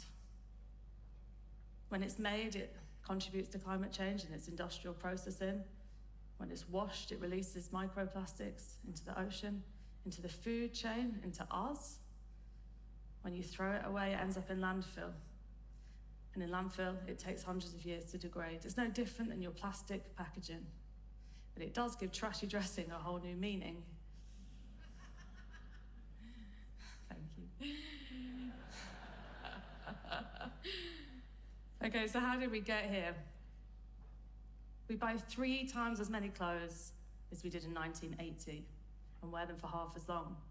Your grandmother would have mended her clothes, but now 3 out of 5 end up in landfill within the first year of purchase. It's changed within 1 generation, and it's set to increase by 62% by 2030. This is one of the biggest landfills. This is in Chile, and it can now be seen from space. It's mostly also made up of unused and unsold clothing. So mass industrialization and the linear production model of global capitalism gave birth to the notion that we could and should have it all faster and cheaper, which means we've lost connection to our clothes. We do not know or seem to care where they come from. And when I say we, I mean all of us that wear clothes, but also the brands that make them. When you look in your label of your clothing, it will tell you where it was manufactured, but it doesn't tell you where it was spun, woven, dyed, finished. Also, it doesn't tell you about the 3.4 billion people that work in the industry, 70% of which are female, often invisible, and for the most part not paid a living wage. In fashion, we love to talk about equality, feminism, diversity, empowerment. We celebrate the celebrities and the influencers that wear our designs, and yet we don't talk about the women that make them. We treat them just like that polyester dress, disposable and cheap. And in that search for that cheap supply chain and cheap materials, your garments here, one of your garments today that you're wearing could have traveled through 5 different countries and up to 20 different processes along the way. Chances are your outfit is better travel than you are, and your wardrobes most definitely are. So, we have to choose ethics too. But how do we do this? Fashion is born on buying more, shopping more, consuming more. When I was at design school, they just taught me to design something beautiful, and how it was made was almost an afterthought. But now, with everything that I've learned, I've flipped that entire process on its head. So I start with sustainable, traceable supply chains, and I design from there up. Some designers would suggest that was hindering creativity. But to quote the economist Kate Raworth, boundaries unleash potential. Look at what Mozart did with a 5-octave piano, and I would agree. So with everything I learned, this is what I did for our brand. I set my non-negotiables. This is the best possible practices of the supply chain. For instance, we used natural organic farming practices for our natural fibers in replacement of synthetics or virgin synthetics like polyester. There's many more, but they're just some of the solutions. This was also designed for 2 reasons. It was designed as a kind of benchmark for my team, so we had kind of goals to work to, but it was also to help educate the consumer. Most online stores, when you shop, you can filter them by size, color, fit. But for us, we also let you filter it by attribute and material, trying to put ethics and aesthetics in that same conversation. But only once I'd implemented this, and it took a long time to do it, and we were very proud.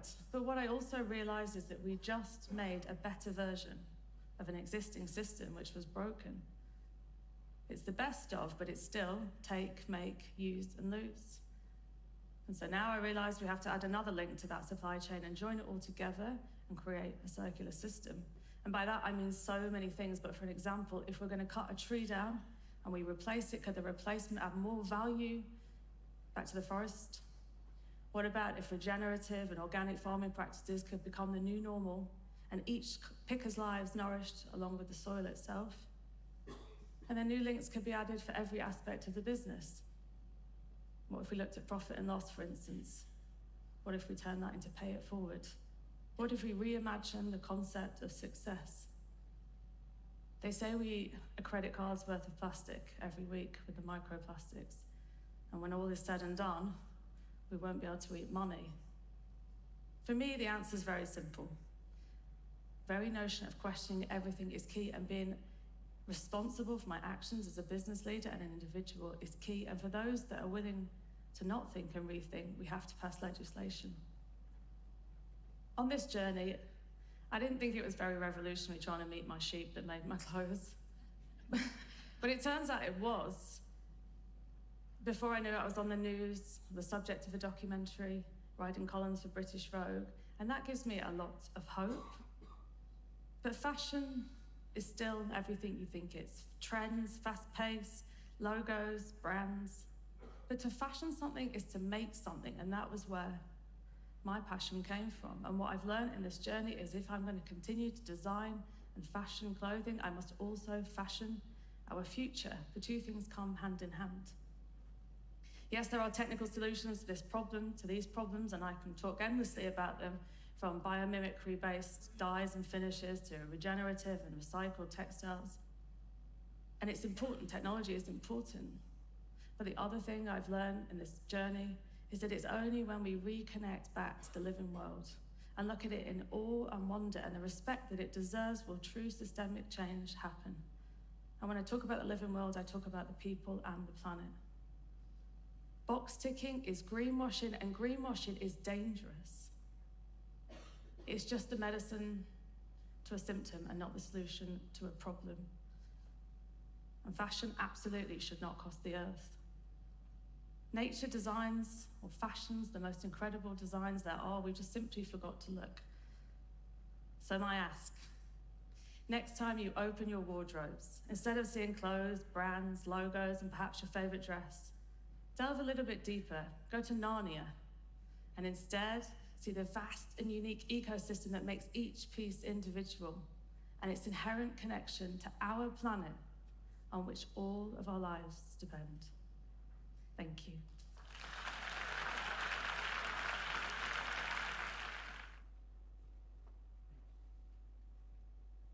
So hopefully we'll start the Zoom and Amy's going to join us. We'll double check that she can hear us. And before we were using Monday.com, our team was drowning at work. And we'll stop that before it goes any further.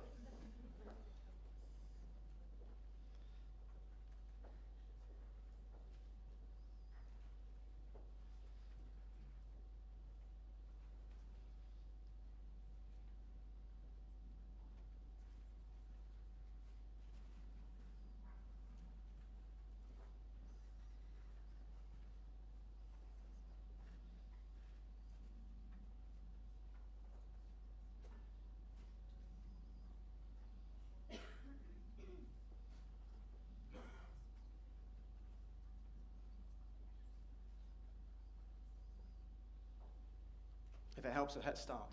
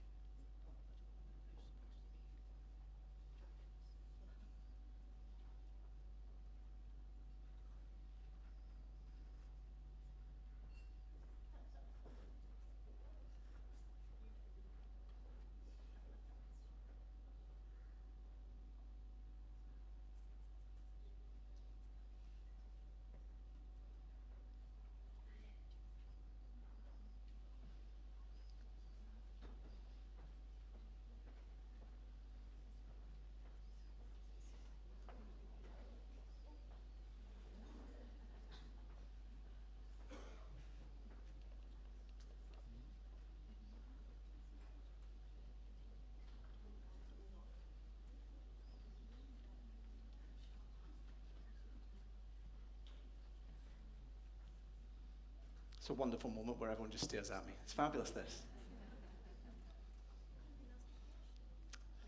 You can ask me as many questions as you like, but I know absolutely nothing about fashion, so yeah, I'm terribly sorry. You can tell that by the way I'm dressed. I used that joke this morning.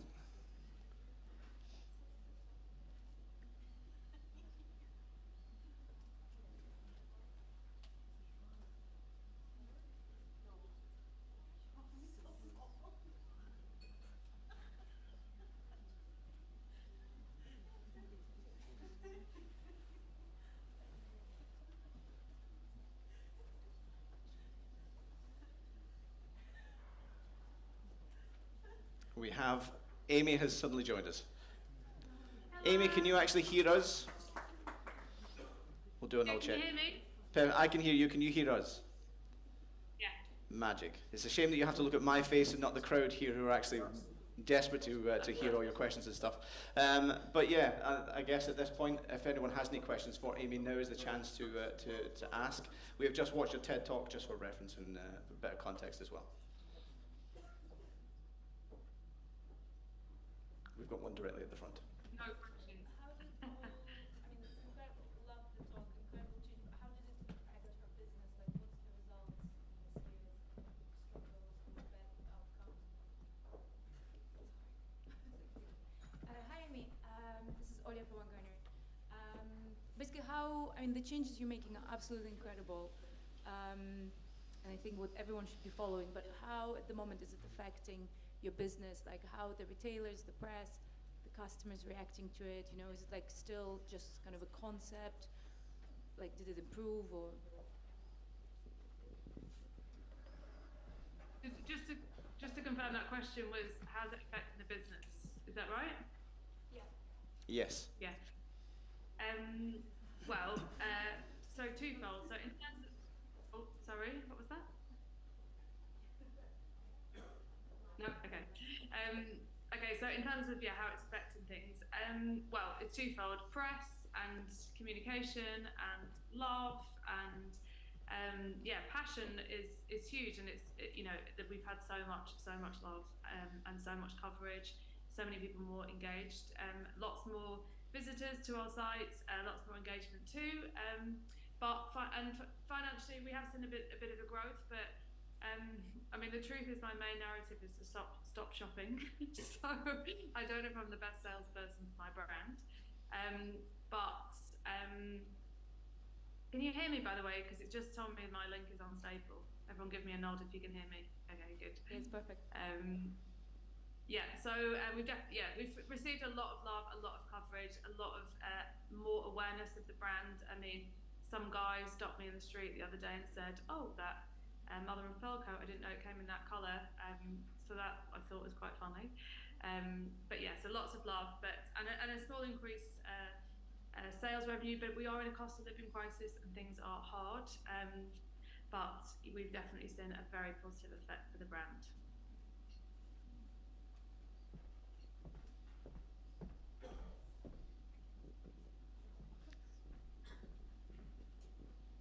So, obviously, you were one of the first to really make sustainable fashion.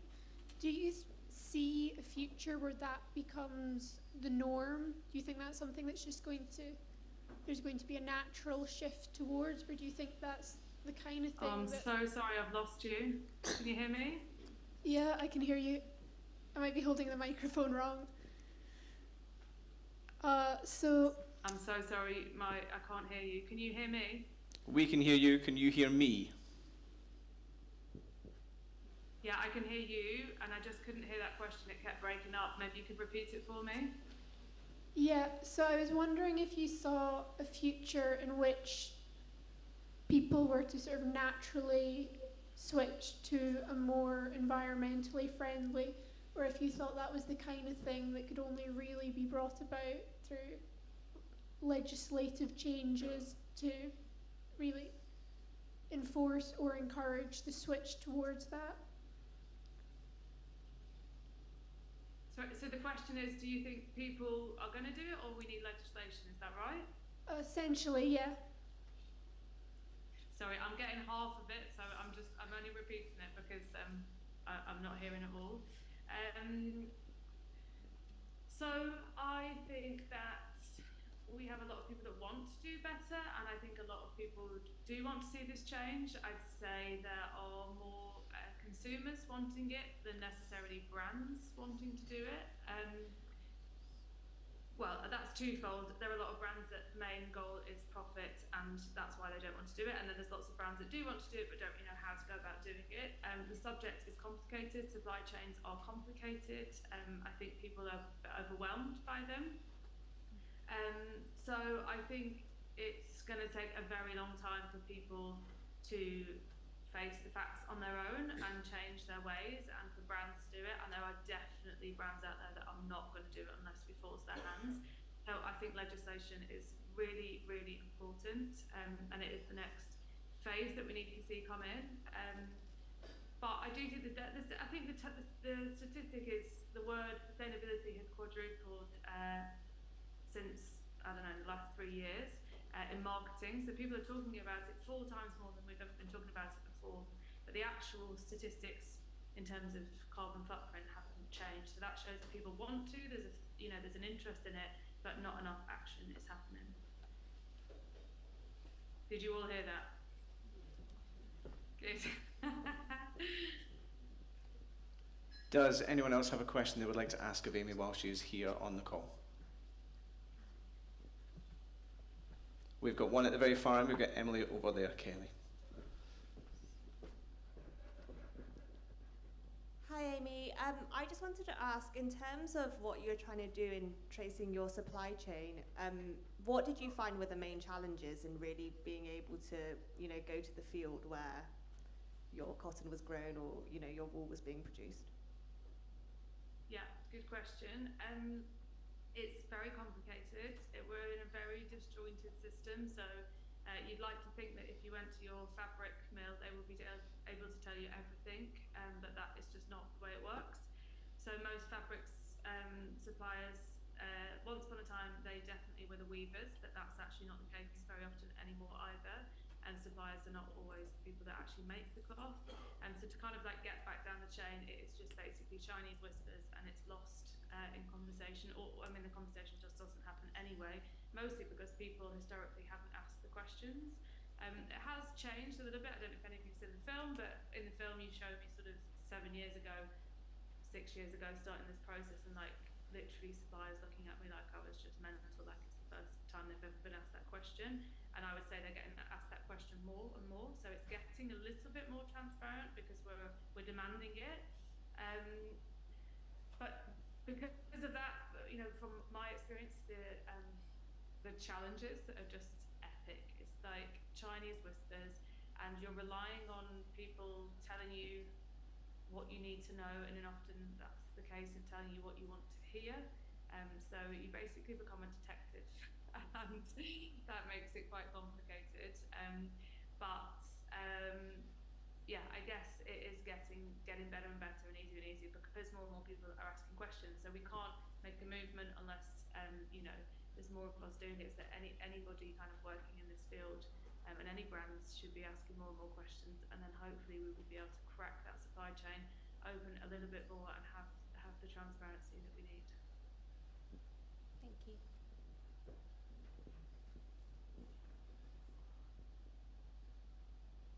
Okay, well, if there are no more questions, obviously you can thank Amy for joining us and taking the time out of her day to join us on Zoom. I think she can have a round of applause. Thank you for your video as well.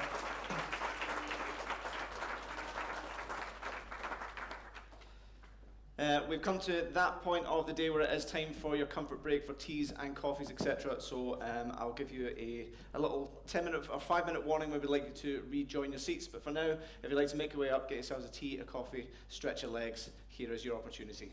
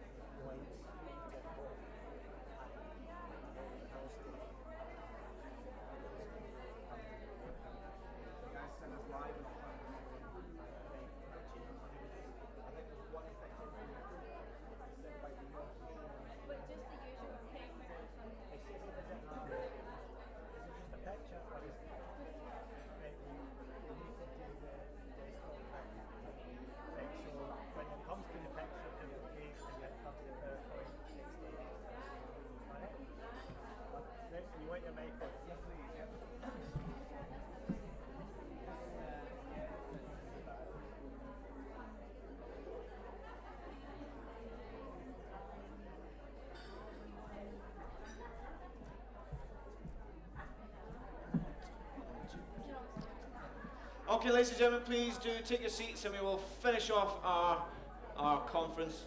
We've got one panel and one final speaker before a final farewell. So half an hour of your time back in the chairs. Thank you.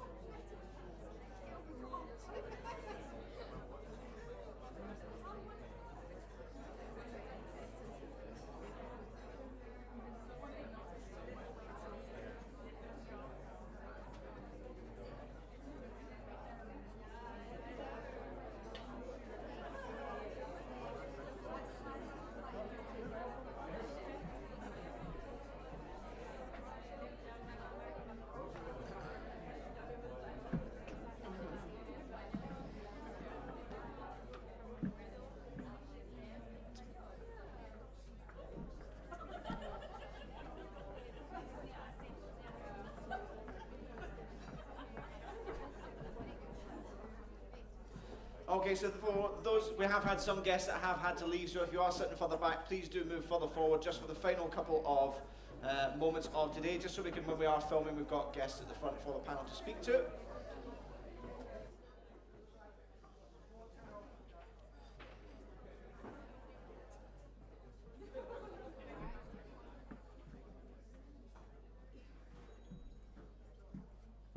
Don't be shy, there's a front row there.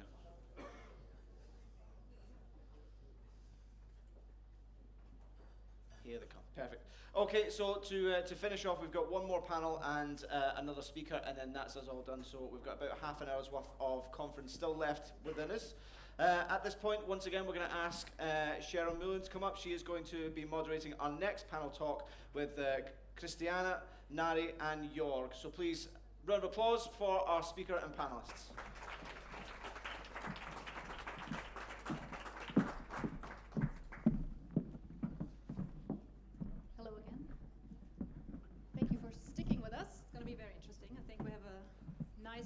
Group for the end of this afternoon.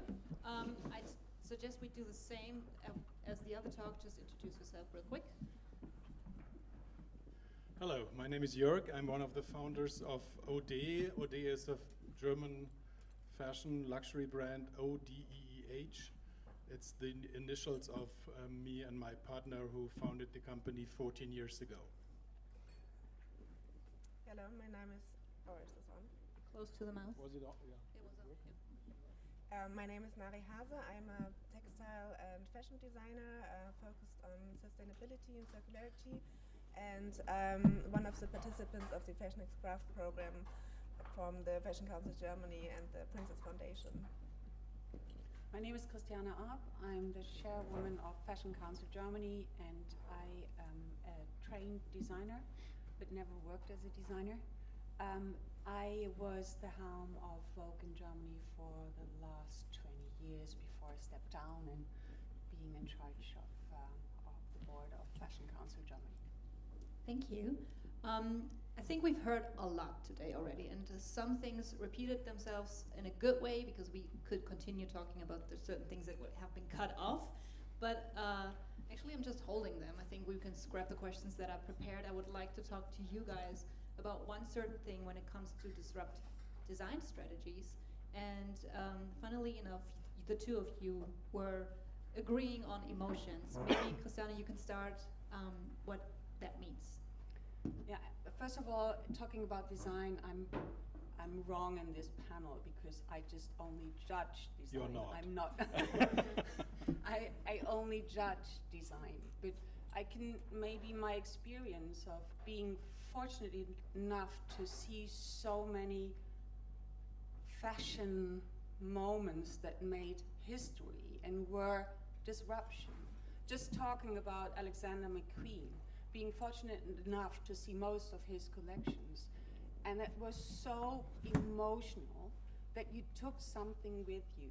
Even if I wouldn't wear his designs, or not some, yes, of course, but it was just this moment that made me think about fashion again. And that is, maybe I'm a dreamer, but I think every panel needs a dreamer as well. So, and it was this what really stick me to fashion, emotion. And there is, I think it's an artistic form that, because it's so central, it is so close to you, and that's why it has such an impact. And so if I see a fashion show today, and it really hits me, this, I think, is disruptive in a really positive way, because it makes me think about what is happening and what does it do, what is the contribution to society, and what can it change. Jörg, you want to add something? I mean, there are a lot of aspects of disruption when you talk about design. First of all, I mean, I'm one of the founders, as I said. I'm creative director, and I'm the head of the company with, meanwhile, 35 colleagues in the team, so it has grown over the years quite well. So we're not small, but we're not big. We are in the middle of everything. And there are days where I'm more the designer, and there are days where I'm more the company owner, and I have to make rational decisions. And on the other day, I have to emotionally develop things, as Christiane just mentioned. So it's both, but in both cases, in order to create something or to make space for newness, you have to disrupt. You have to get rid of things. You have to question mark everything you have done in the past. You have to say, this I want to keep, this I want to maintain, this I want to cultivate, this belongs to my DNA, and this should go in order to make space for something new. And this is over the years, the disruption is the main aspect of being creative, I think. Nami, the question goes to you because it's about materials, and I have like follow-up questions for the other two. But how can actually materials play a big part in a sustainable, disruptive way when it comes to designing? Well, for instance, I mean, what's more obvious is that, of course, they play the ecological impact or play a role with the ecological impact. So when you choose materials at the start, where you source them, where they come from, how they are made, how they are treated, how they are dyed, and so on, how are they spun, processed. I mean, it's a very long, very opaque way from fiber to become a fabric. But I think that materials you go even more with materials. I have worked with undyed materials, which sounds boring in the beginning, but actually can find a lot of variety in undyed materials, and then you can go one step further because you will save all the wet processes, which have a very big impact water-wise and in terms of chemicals and also sewage and so on.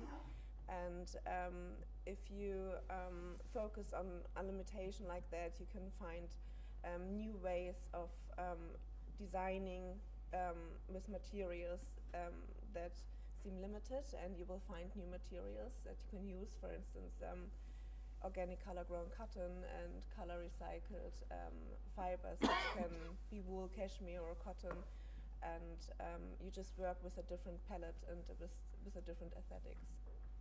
You just said, I think, a very important keyword, which is new materials, and we've heard before that new materials doesn't really have to be new in a way of innovative, but rediscovering materials we have worked with 1,000 years ago, which are very natural to us. Maybe, I think you had also very interesting example concerning this development. Maybe you can share something. It happened in Highgrove, where you did. So Nali is part of a program that we do, which is called Fashion X Craft. And part of this 6-month kind of education program is a stay in Highgrove. And there, maybe you can talk better because you were there and did it. And there are certain craft courses that you do that all are, first of all, not linked to fashion craft. Plasterwork. Yes, we did plasterwork, basketry with different materials like willow and rush, for example. And we did woodworking, which we all struggled quite a bit in the beginning, because it was just the craft that was the furthest away from us. It was very interesting how we could then, in combination with the design briefs that we got, relate from those crafts to our own design practices, and also how when you work with your hands you just automatically go back more to the roots and to how things are made, even if you do a different craft to your own, but it still was a very interesting experience for all of us. And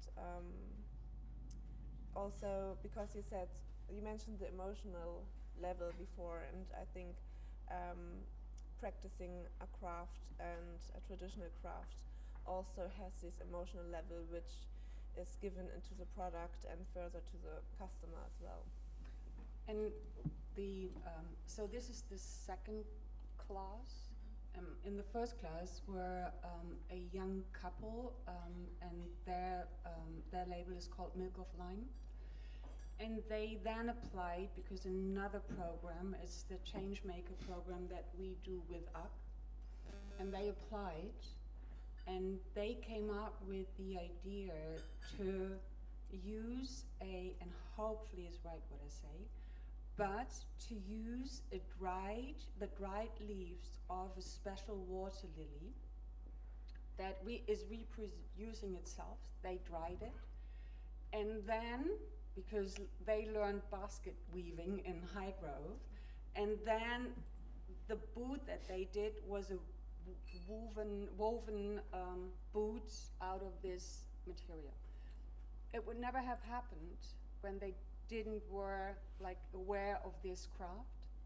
And I think, and the emotional attachment that craft can have and these materials can have is something that it's made for me, because it's a unique thing which has such an impact as well as a consumer. We need to talk about legislation, though, when it comes to craftsmanship, because that's something that we need to tackle as well. Is speaking for Germany, for example, we've sourced everything almost out of Germany, meaning the craftsmanship has been gone extinct, basically. So if there's a law coming, we have to make sure that we can actually produce stuff. How? I don't really have a question, to be honest with you. It's just basically an information, but maybe you have thoughts about this. And what I want to also mention as well, because I know we don't have much time and I don't want to forget it, is that you said something before which I find is also very interesting, is that we talked about clothing but not about fashion enough. What does that mean? It came to my mind when I was following the whole day, and where it's a discussion where we have to always keep the balance when we talk about fashion, not to drive too much in this direction only of clothing. What I want to say is clothing is the base for everything, but when we talk about fashion, it has an additional aspect, and this is an emotional aspect. I mean, we all don't need anything. Everybody has a coat, everybody has a pants of denim, everybody has a dress if he wants to have a dress, so we have everything. So the key aspect is, how do we win people in order to want something additionally, and how can we do that in a responsible way? And I think that's the question. And then clothing becomes fashion again. And I think this challenge we have to kind of fulfill. And I was saying that to you because I think that's important for the future, to find a way to keep, as you mentioned it, Christiane, to keep this emotional and to maintain this emotional aspect of what we wear, and not only reduce it to, oh, I'm cold, I put on my coat, or I put on my sweater. I think that's the biggest challenge in this whole thing. Otherwise, we are losing credibility for fashion, and we probably build more credibility for clothing, which is also fine. But I think then it will be tough to justify a certain price level, and we won't be able to feed, if I can say it like that, to help people pay their rent with what we do. I mean, something that we can all agree on, I guess, is that this topic has many layers, and each layer plays a big part. One layer that we did not really talk about today was AI, which is participating in this game as well. And I think that you, Nari, also maybe have an opinion about what's going to happen with the materials, since AI has maybe also the, let's say, power to inspire beyond. When we talk about dreaming, that they help you to dream in ways that maybe we cannot imagine the human brain. And at the same time, that is the follow-up question maybe for you, is how AI and HI, the human intelligence, are competing with each other.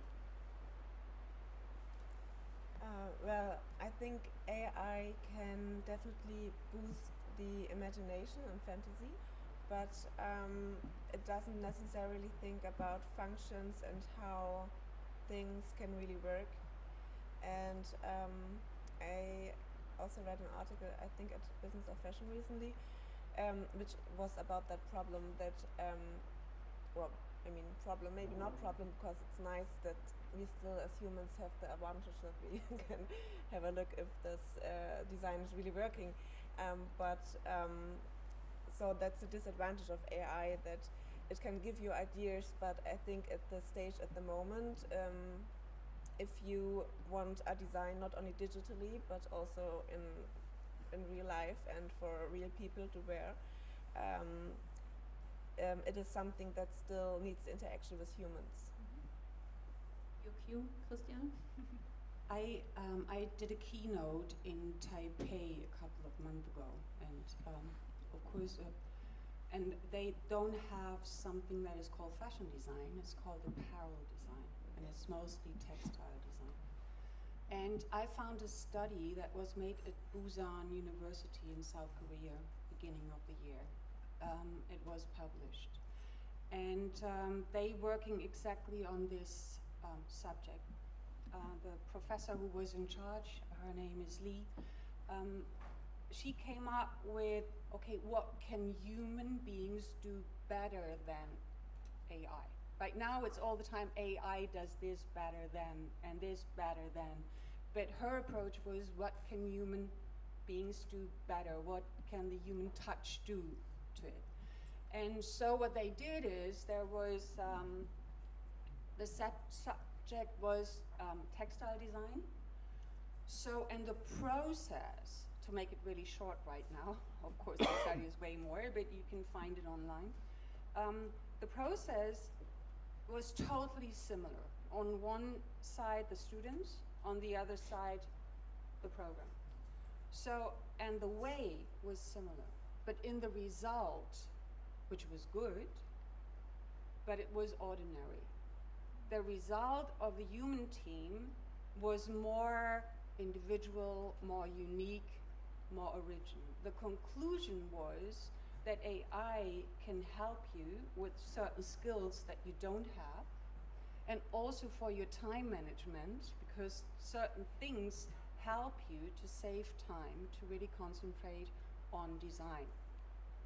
We all know this is just for maybe a short time, but so far that is, and what her conclusion was as well is to maybe in a certain amount of time we all can be designers, and we can all make our own clothes, because AI serves us with the skills that we lack. But if we have the great idea, then we can maybe come up with our next great outfit. I mean, now the ball is in your field, I guess, as the designer. What are your thoughts on that? I think the big chance for, or I can think that there's a new chance for a certain beauty of mistakes, I would say. We had a photo shooting last week for our pre-fall collection, and we were shooting it. The photographer, there was something wrong in the picture, and then he said, AI is doing that. You don't worry about that. AI is, and that was every like 10th sentence. And I said, leave the mistake. Keep it. We want to keep it. I don't want to have too much AI in this whole process. And I think that's I mean, look at bakeries who call themselves bread manufacturers. Look at companies. This word manufacturing is having a revival since years, and I think pushed because of the fact that we have AI now that can perfectionizing everything, or almost everything.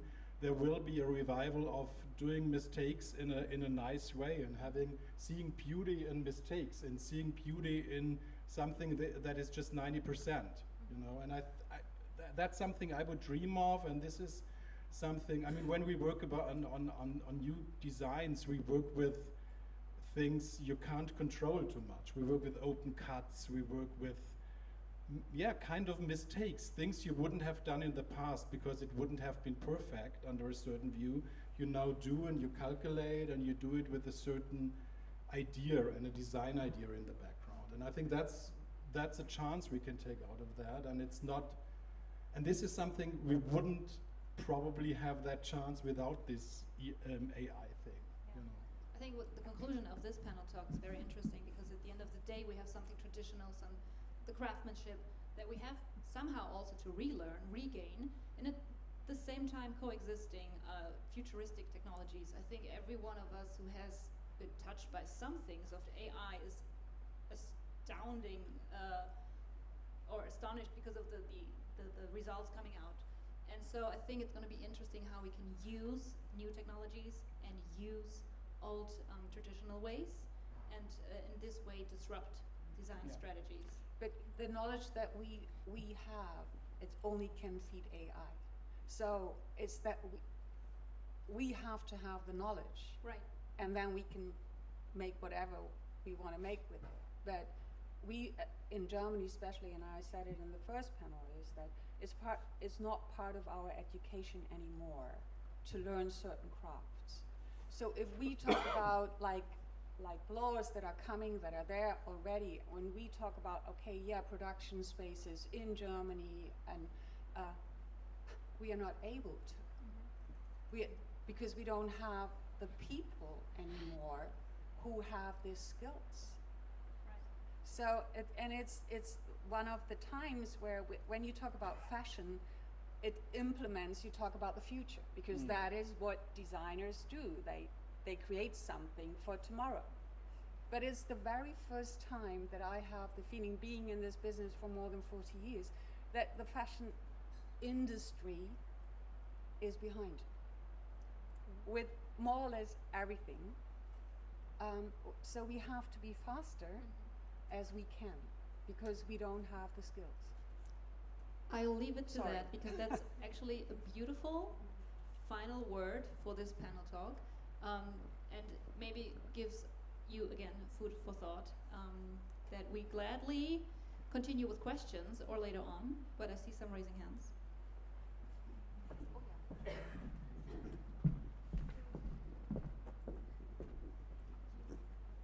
So my question's for Jörg.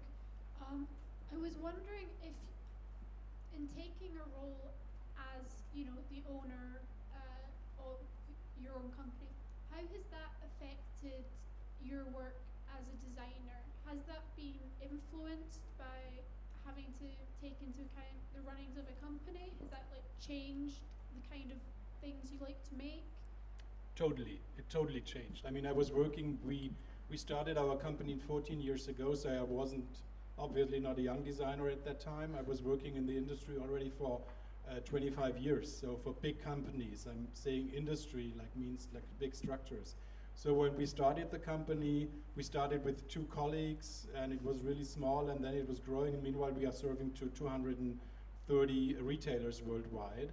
And my day is kind of sometimes schizophrenic. I mean, I'm a designer. We have to create emotions. We have to do things that are rationally sometimes not very followable.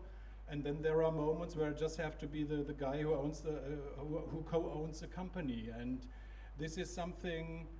It's very diverse. It's very challenging. But to be very personally answering on that, I'm proud that we manage it, and I'm happy that I can fulfill both roles. I would, if somebody would tell me tomorrow you have 3 wishes, and I wouldn't say I want to have a CEO who's doing all the administrative stuff. I love to do it meanwhile, because I learned it. I'm proud that I'm able to do it somehow. I'm not perfect in all that, but my main issue is to do with my partner, to do good design, to deliver a good collection, and I like the other part as well. I like it more and more, I have to say.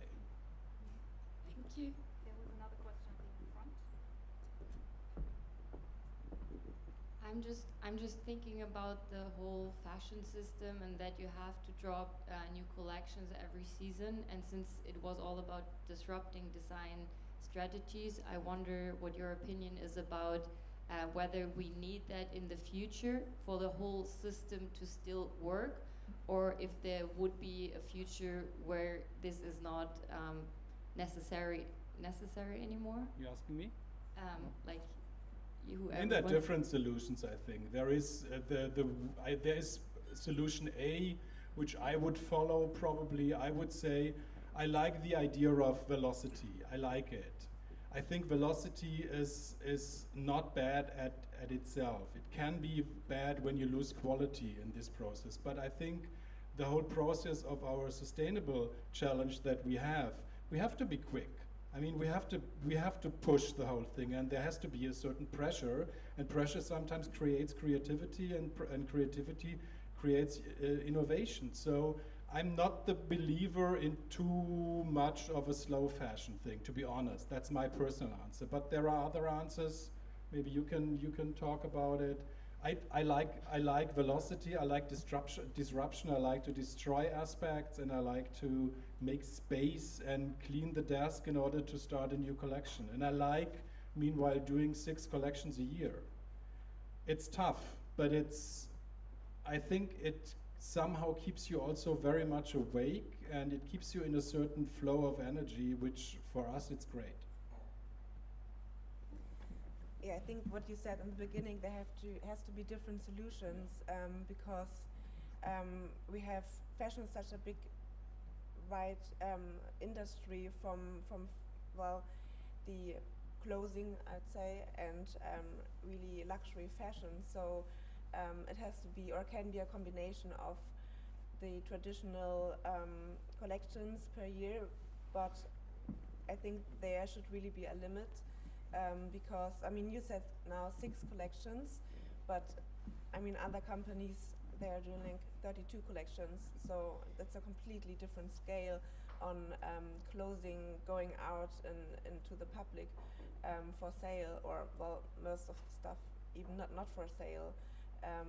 And so it can be a combination maybe of small projects that take the time and get the funding to invent new solutions and find innovative alternatives and new ways to create fashion in terms of production and materials and all the different complex problems that we have.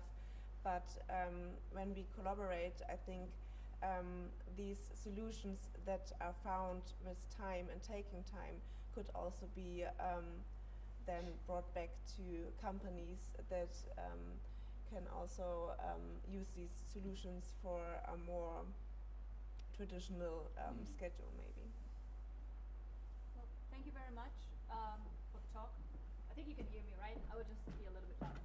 And so thank you again for participating. Thank you for listening. Again, if you have any follow-up questions, I think you can catch them later on. And on to the final last talk, I guess, right?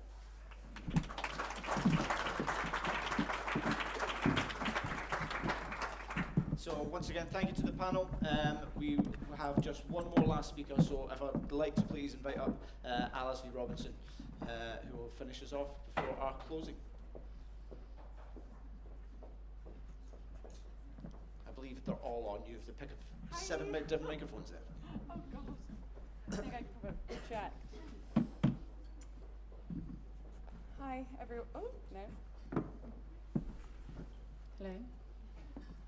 I am not going to speak for very long. This is more of a, I've been told, elevator pitch, which I am also very bad at, because for me there is a lot to talk about in this subject. This book is a culmination of many years of work researching into the space of how our fashion industry intersects with our food and farming systems. There was one collection that sparked my interest in this, which feels quite pertinent to the discussions we've had today and also the audience that has joined us today from the academic institutions and school pupils that have been witnessing many of the discussions we've been having around the challenges of the industry.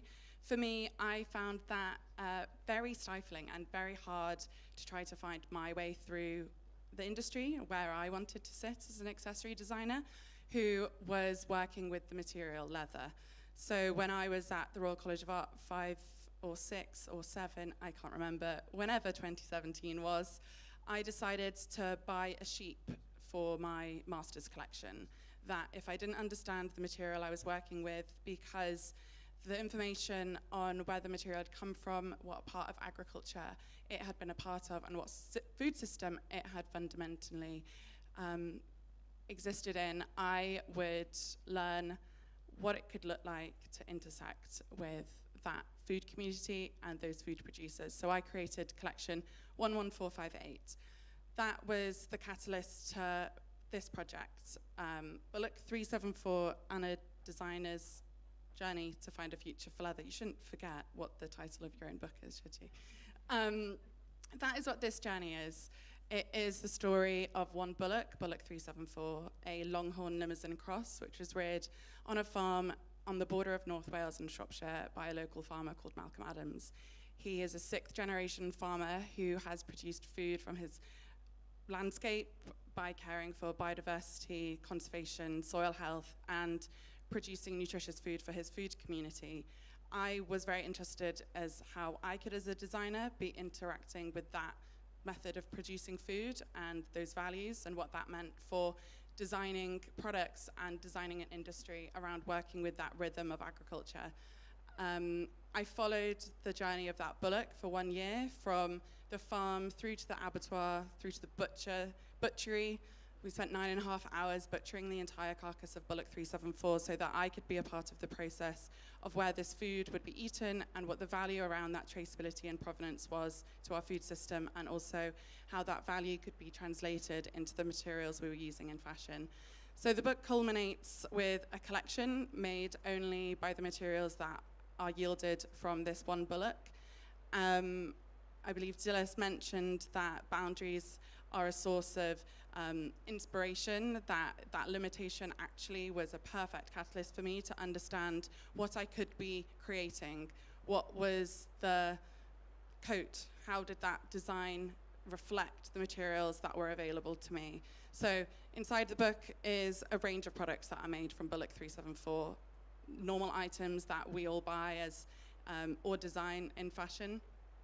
And the epilogue is a business I've since co-founded called British Pasture Leather, which, as I mentioned earlier on the panel, is a new enterprise to create a new system for creating and valuing materials that come from regenerative systems, and how we can build a new decoupled, decentralized system for valuing materials, for what they look like, and how we can respond as a design community that is going to support a transition to a more regenerative way of caring for our planet.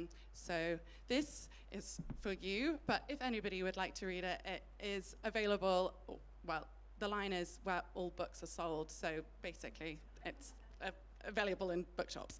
That I hope is no longer than 5 minutes. And I would just also like to take the opportunity, because I've still got the mic in my hand, to say a huge thank you to Jacqueline, to the team, to the King's Foundation, and to the German Fashion Council for having us all today. It's been an incredibly inspiring day that I feel very privileged to have been able to witness these conversations, and I'm really just delighted to be a part of how this, where we'll be next year when we're having these conversations. So, thank you.